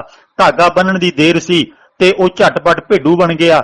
ਉਹਨੇ ਰੱਸੀ ਪਾ ਕੇ ਉੱਥੇ ਕਿੱਲੇ ਨਾਲ ਬੰਨ੍ਹ ਦਿੱਤਾ ਤੇ ਜਦੋਂ ਬਹੁਤ ਦੇਰ ਤੱਕ ਉਹ ਮੁੜ ਕੇ ਨਾ ਆਇਆ, ਗੁਰੂ ਨਾਨਕ ਸਾਹਿਬ ਉੱਥੇ ਗਏ। ਇਹ ਤਾਂ ਸ਼ੁਕਰ ਹੈ ਜੇ ਥੋੜਾ ਜਿਹਾ ਫਰਕ ਰਹਿ ਗਿਆ ਕਿ ਉਹਨਾਂ ਨੇ ਗੁਰੂ ਨਾਨਕ ਸਾਹਿਬ ਦੇ ਗਲ 'ਚ ਧਾਗਾ ਪਵਾ ਕੇ ਭੇਡੂ ਬਣਾ ਕੇ ਨਹੀਂ ਬੰਨਿਆ, ਥੋੜੀ ਜਿਹੀ ਕਸਰ ਰਹਿ ਗਈ, ਨਹੀਂ ਤਾਂ ਸਾਖੀਕਾਰਾਂ ਦਾ ਅਤਵਾਰ ਕੋਈ ਨਹੀਂ ਸੀ। ਜੀ ਤੇ ਗੁਰੂ ਨਾਨਕ ਸਾਹਿਬ ਨੇ ਉੱਥੇ ਜਾਦੂਗਰੀ ਕੀਤੀ। ਇੱਕ ਜਿਹੜੀ ਬੇਸ਼ਵਾ ਸੀ ਉਹ ਜਾਦੂਗਰਨੀ ਸੀ, ਪਾਣੀ ਦਾ ਘੜਾ ਲੈ ਕੇ ਆ ਰਹੀ ਸੀ। ਉਹ ਘੜਾ ਉਹਦੇ ਸਿਰ ਤੇ ਚਿਪਕ ਗਿਆ ਤੇ ਥੱਲੇ ਨਾ ਉਤਰੇ ਤੇ ਗੁਰੂ ਨਾਨਕ ਸਾਹਿਬ ਨੂੰ ਉਹ ਫਿਰ ਪੈਰੀਂ ਪੈ ਗਈਆਂ ਵੀ ਘੜਾ ਉਤਾਰੋ। ਉਹਨੇ ਗੁਰੂ ਨਾਨਕ ਸਾਹਿਬ ਨੇ ਉਹ ਘੜਾ ਫਿਰ ਕਹਿ ਦਿੱਤਾ ਕਿ ਉਤਰ ਜਾਣਾ ਚਾਹੀਦਾ, ਉਤਰ ਗਿਆ। ਫਿਰ ਉਹਨਾਂ ਨੂੰ ਸਮਝਾਇਆ ਬੁਝਾਇਆ, ਸਹੀ ਰਾਹ ਤੇ ਲਿਆਂਦਾ ਤੇ ਮਰਦਾਨਾ ਜੀ ਦੇ ਗਲ ਚੋਂ ਧਾਗਾ ਤੋੜਿਆ। ਔਰ ਇਹ ਕਹਾਣੀਆਂ ਬਾਲਾ ਲਿਖਦਾ ਬਹੁਤੀ ਥਾਵਾਂ ਤੇ। ਬਾਲਾ ਆਪ ਕਿਤੇ ਭੇਡੂ ਨਹੀਂ ਬਣਦਾ, ਬਾਲੇ ਤੇ ਆਪ ਕਿਤੇ ਮੁਸੀਬਤਾਂ ਨਹੀਂ ਆਉਂਦੀਆਂ। ਜਿੱਥੇ ਭੇਡੂ ਬਣਦਾ ਜਾਂ ਮੁਸੀਬਤਾਂ ਆਉਂਦੀਆਂ ਨੇ ਉਹ ਸਾਰੀਆਂ ਮਰਦਾਨੇ ਤੇ ਆਉਂਦੀਆਂ ਨੇ। ਜੀ ਤੇ ਬਾਲਾ ਜਿਹੜਾ ਤਮਾਸ਼ਗਰੀ ਬਣਦਾ ਹੈ। ਤੇ ਉੱਥੇ ਗੱਲ ਇਹ ਬਣਦੀ ਸੀ ਕਿ ਗੁਰੂ ਨਾਨਕ ਸਾਹਿਬ ਨੇ ਉਹਨਾਂ ਨੂੰ ਆਪਣੀਆਂ ਬੇਟੀਆਂ, ਆਪਣੀਆਂ ਧੀਆਂ, ਆਪਣੀਆਂ ਭੈਣਾਂ ਬਣਾ ਕੇ ਚੰਗੀ ਮੱਤ ਦਿੱਤੀ, ਉਪਦੇਸ਼ ਦਿੱਤਾ ਕਿ ਪੁੱਤਰੀਓ ਇਹੋ ਜਿਹੇ ਕੰਮ ਨਹੀਂ ਕਰੀਦੇ, ਤੁਸੀਂ ਚੰਗੀਆਂ ਔਰਤਾਂ ਬਣੋ, ਘਰ ਬਸਾਓ, ਸਮਾਜ ਦੀ ਉਸਾਰੀ ਦੇ ਵੀ ਯੋਗਦਾਨ ਪਾਓ। ਇਹ ਕੰਮ ਤੁਹਾਨੂੰ ਸੋਭਾ ਨਹੀਂ ਦਿੰਦਾ। ਇਹਨਾਂ ਨੀਵੀਂ ਸੋਚ ਵਾਲੇ ਲੋਕਾਂ ਨੇ ਤੁਹਾਨੂੰ ਇਹੋ ਜਿਹੀਆਂ ਭੈੜੀਆਂ ਬਣਾ ਦਿੱਤਾ, ਤੁਹਾਡੀ ਜ਼ਿੰਦਗੀ ਬਰਬਾਦ ਕਰ ਦਿੱਤੀ ਹੈ। ਇਹ ਗੱਲਾਂ ਸੀ ਸਮਝਾਉਣ ਵਾਲੀਆਂ, ਪਰ ਇਧਰਲੇ ਪਾਸੇ ਤਾਂ ਅਸੀਂ ਤੁਰੇ ਹੀ ਨਹੀਂ, ਸਾਨੂੰ ਹੋਰੇ ਪਾਸੇ ਤੋਰ ਦਿੱਤਾ। ਇੱਥੇ ਸ਼ਬਦ ਹੈ ਕਿ ਗੁਰੂ ਸਾਹਿਬ ਨੇ ਇਹ ਸ਼ਬਦ ਉਚਾਰਨ ਕੀਤਾ 349 ਪੰਨੇ ਤੇ ਹੈ ਕਿ ਇੱਥੇ ਤਾਂ ਹਰ ਕੋਈ ਵਿਕਾਊ ਹੈ। ਗੱਲ ਇਹਨਾਂ ਲੜਕੀਆਂ ਦੀ ਨਹੀਂ ਸੀ। ਇੱਥੇ ਤਾਂ ਗੁਰੂ ਸਾਹਿਬ ਕਹਿੰਦੇ ਨੇ ਰਾਜੇ ਮਹਾਰਾਜੇ ਵੀ ਆਪਣੇ ਵਿਕਾਊ ਹੋਏ ਫਿਰਦੇ ਨੇ, ਅਮੀਰ ਗਰੀਬ ਇੱਥੇ ਸਾਰੇ ਹੀ ਆਪਣੇ ਰੁਜ਼ਗਾਰ ਪਿੱਛੇ ਕੀ ਕੁਝ ਕਰੀ ਜਾਂਦੇ ਨੇ। ਤਾਲ ਮਦੀਰੇ, ਘਟ ਕੇ ਘਾਟ, ਦੌਲਤ ਦੁਨੀਆ, ਵਾਜਾਂ ਬਾਜ, ਇਹ ਤਾਂ ਸਾਰੇ ਨੱਚਦੇ ਨੇ, ਸਾਰੇ ਗਾਉਂਦੇ ਨੇ, ਸਾਰੀ ਪੇਟ ਪੂਰਤੀ ਵਾਸਤੇ ਇਹ ਕੰਮ ਕਰਦੇ ਨੇ। ਇਹ ਸਾਰਾ ਕੁਝ ਦੱਸਣ ਤੋਂ ਭਾਵ ਗੁਰੂ ਸਾਹਿਬ ਦਾ ਸੀ ਕਿ ਤੁਸੀਂ ਇਕੱਲਾ ਪੇਟ ਪੂਰਤੀ ਦਾ ਖਿਆਲ ਨਾ ਰੱਖੋ, ਸਮਾਜ ਦੇ ਭਲੇ ਦਾ ਕੰਮ ਵੀ ਕਰੋ, ਲੋਕਾਂ ਦਾ ਨੁਕਸਾਨ ਨਾ ਕਰੋ, ਆਪਣੇ ਆਪੇ ਦਾ ਨੁਕਸਾਨ ਨਾ ਕਰੋ। ਬਿਲਕੁਲ ਜੀ ਬਿਲਕੁਲ। ਇਹ ਜ਼ਰੂਰ ਯਾਦ ਰੱਖਿਓ ਜਿੱਥੇ ਕਿਹਾ ਜਾ ਰਿਹਾ ਸੀ ਲਏ ਦਿੱਤੇ ਵਿਣ ਰਹਿ ਨਾ ਕੋਈ, ਕਹਿ ਖੁਦਾਏ ਨਾ ਮਾਨੈ ਕੋਈ, ਵੀ ਰੱਬ ਦਾ ਨਾਮ ਲੈਣ ਨਾ ਕਿਤੇ ਕੋਈ ਮੰਨਦਾ। ਇੱਥੇ ਉਹਨਾਂ ਨੇ ਵੀ ਬੜੀਆਂ ਸਫਾਈਆਂ ਦੇਣ ਦੀ ਕੋਸ਼ਿਸ਼ ਕੀਤੀ। ਸਰੋਤਿਓ ਅੱਜ ਦਾ ਇਹ ਖਿਆਲ ਰੱਖਿਓ ਕਿ ਵਿਸ਼ੇਸ਼ ਤੌਰ ਤੇ ਗੱਲਬਾਤ ਜਿਹੜੀ ਮਰਦਾਨਾ ਜੀ ਦੇ ਜੀਵਨ ਨੂੰ ਲੈ ਕੇ ਹੋਈ ਹੈ ਤੇ ਗੁਰੂ ਪਾਤਸ਼ਾਹ ਦੇ ਨਾਮ ਨਾਲ ਜਿਹੜੇ ਜੁੜੇ ਝੂਠ ਨੇ, ਕਿਉਂਕਿ ਸਾਖੀਆਂ ਨੂੰ ਇੱਕ ਤਾਂ ਹੈ ਉਹਨਾਂ ਦਾ ਸਹੀ ਜਿਹੜੀ ਹੈ ਪੜਚੋਲ ਕਰਨੀ, ਕੁਛ ਨਾ ਕੁਛ, ਕਿਉਂਕਿ ਤੱਤ ਜਿਹੜੇ ਨੇ ਉਹ ਜਿਹੜੇ ਚੰਗੇ ਗੁਰਬਾਣੀ ਦੇ ਅਕੋਰਡਿੰਗਲੀ ਨੇ, ਉਹ ਸਿੱਧੀ ਗੱਲ ਹੈ ਕਿ ਬੰਦਾ ਆਪਣੀ ਚੰਗੀ ਜ਼ਿੰਦਗੀ ਜੀਵੇ ਤੇ ਸਮਾਜ ਨੂੰ ਜਿਹੜੀ ਸੇਧ ਕੁਛ ਨਾ ਕੁਛ ਇੱਕ ਦੂਸਰੇ ਤੋਂ ਮਿਲ ਸਕੇ, ਆਪਾਂ ਇਕੱਠੇ ਹੋ ਕੇ ਅਗਾਂਹ ਵਧੂ ਸੋਚ ਰੱਖ ਕੇ ਚੱਲ ਸਕੀਏ। ਜੋ ਸਾਖੀਆਂ ਨੇ ਉਹ ਸਿੱਖਿਆਦਾਇਕ ਹੁੰਦੀਆਂ, ਪਰ ਇਹ ਕਹਾਣੀਆਂ, ਇਹ ਝੂਠ ਫਰੇਬ ਦੇ ਜੋ ਲੋਕਾਂ ਨੇ ਆਪਣੇ ਅੱਡੇ ਚਲਾਉਣੇ ਸਨ ਧਰਮ ਦੇ ਨਾਮ ਤੇ, ਇਹ ਉਹਨਾਂ ਨੇ ਇਹਨਾਂ ਦਾ ਮਿਸਯੂਜ਼ ਕਰ ਕਰਕੇ ਬਾਬਾ ਨਾਨਕ ਜੀ ਦੇ ਨਾਮ ਦਾ ਇਹ ਸਾਰਾ ਕੁਝ ਜੋ ਘਾੜਤਾਂ ਘੜੀਆਂ, ਔਰ ਮਰਦਾਨਾ ਜੀ ਵਰਗੀ ਵਧੀਆ ਸ਼ਖਸੀਅਤ ਨੂੰ, ਚੰਗੀ ਸ਼ਖਸੀਅਤ ਨੂੰ ਵੀ ਉਹਨਾਂ ਦਾ ਜੀਵਨ ਜਿਹੜਾ ਵਿਗਾੜ ਕੇ ਪੇਸ਼ ਕੀਤਾ, ਉਹਦੇ ਬਾਰੇ ਅੱਜ ਬਾਪੂ ਜੀ ਨੇ ਚਾਨਣਾ ਪਾਇਆ। ਆਪ ਜੀ ਦਾ ਧੰਨਵਾਦ ਹੈ ਜੀ ਅੱਜ ਦੇ ਪ੍ਰੋਗਰਾਮ ਲਈ ਸਮਾਂ ਦੇਣ ਲਈ। ਅਗਲੇ ਪ੍ਰੋਗਰਾਮ ਦੇ ਵਿੱਚ ਅਸੀਂ ਤੁਹਾਨੂੰ ਫੇਰ ਯਾਦ ਕਰਾਂਗੇ ਔਰ ਕੁਝ ਨਾ ਕੁਝ ਸੱਚ ਲੈ ਕੇ ਤੁਹਾਡੇ ਸਾਹਮਣੇ ਇਹਨਾਂ ਸਾਖੀਆਂ ਦੀ ਪੜਚੋਲ ਦੇ ਰਾਹੀਂ ਪਹੁੰਚਾਂਗੇ ਜੀ। ਸਰੋਤਿਆਂ ਦਾ ਧੰਨਵਾਦ। ਮੈਂ ਸਤਬੀਰ ਸਿੰਘ ਹੋਸਟ ਆਪ ਜੀ ਦੀ ਸੇਵਾ ਦੇ ਵਿੱਚ, ਖਿਦਮਤ ਦੇ ਵਿੱਚ ਇਸੇ ਤਰੀਕੇ ਨਾਲ ਆਉਂਦਾ ਰਹਾਂਗਾ ਔਰ ਆਪਾਂ ਗੱਲਬਾਤ ਕਰਦੇ ਰਵਾਂਗੇ ਸਤਿਕਾਰਯੋਗ ਇੰਦਰ ਸਿੰਘ ਜੀ ਘੱਗਾ ਜੀ ਦੇ ਨਾਲ। ਤੁਸੀਂ ਇਹਨਾਂ ਦੀਆਂ ਜਿਹੜੀਆਂ ਬਹੁਤ ਸਾਰੀਆਂ ਬੁੱਕਸ ਵੀ ਨੇ ਉਹ ਵੀ ਪੜ੍ਹ ਸਕਦੇ ਹੋ ਔਰ ਉਹਨਾਂ ਦੇ ਵਿੱਚ ਵੀ ਬਹੁਤ ਜ਼ਿਆਦਾ ਜਿਹੜੀ ਸੇਧ ਭਰੀਆਂ ਜਿਹੜੀਆਂ ਗੱਲਾਂ ਨੇ ਉਹ ਸਾਨੂੰ ਮਿਲਦੀਆਂ ਨੇ ਜੋ ਗੁਰਬਾਣੀ ਦੇ ਆਸ਼ੇ ਅਨੁਸਾਰ ਨੇ। ਹੋਰਾਂ ਨਾਲ ਵੀ ਇਹ ਸਾਰੀਆਂ ਜਿਹੜੀਆਂ ਅਸੀਂ ਵੀਡੀਓਜ਼, ਆਡੀਓਜ਼ ਤੁਹਾਡੇ ਤੱਕ ਲੈ ਕੇ ਆਉਂਦੇ ਹੋ, ਸ਼ੇਅਰ ਕਰਦੇ ਰਹੋ ਤਾਂ ਕਿ ਸੱਚ ਦੀ ਜਿਹੜੀ ਖੋਜ ਕੀਤੀ ਗਈ ਹੈ ਉਹ ਅਜਾਈ ਨਾ ਚਲੀ ਜਾਵੇ। ਕੀਤੀ ਗਈ ਮਿਹਨਤ ਹਰ ਇੱਕ ਸੱਜਣ ਤੱਕ ਪਹੁੰਚ ਸਕੇ ਤਾਂ ਕਿ ਅਸੀਂ ਨਵੇਂ ਸੱਜਣਾਂ ਦਾ ਨਿਰਮਾਣ, ਚੰਗੇ ਹਿਰਦਿਆਂ ਦਾ ਨਿਰਮਾਣ ਕਰਕੇ ਚੰਗੀ ਸੋਚ ਦੇ ਪੈਰੋਕਾਰ ਬਣ ਸਕੀਏ ਜੀ। ਸੋ ਫਤਿਹ ਸਾਂਝੀ ਕਰਦੇ ਹਾਂ। ਵਾਹਿਗੁਰੂ ਜੀ ਕਾ ਖਾਲਸਾ, ਵਾਹਿਗੁਰੂ ਜੀ ਕੀ ਫਤਿਹ। ਵਾਹਿਗੁਰੂ ਜੀ ਕਾ ਖਾਲਸਾ, ਵਾਹਿਗੁਰੂ ਜੀ ਕੀ ਫਤਿਹ ਜੀ।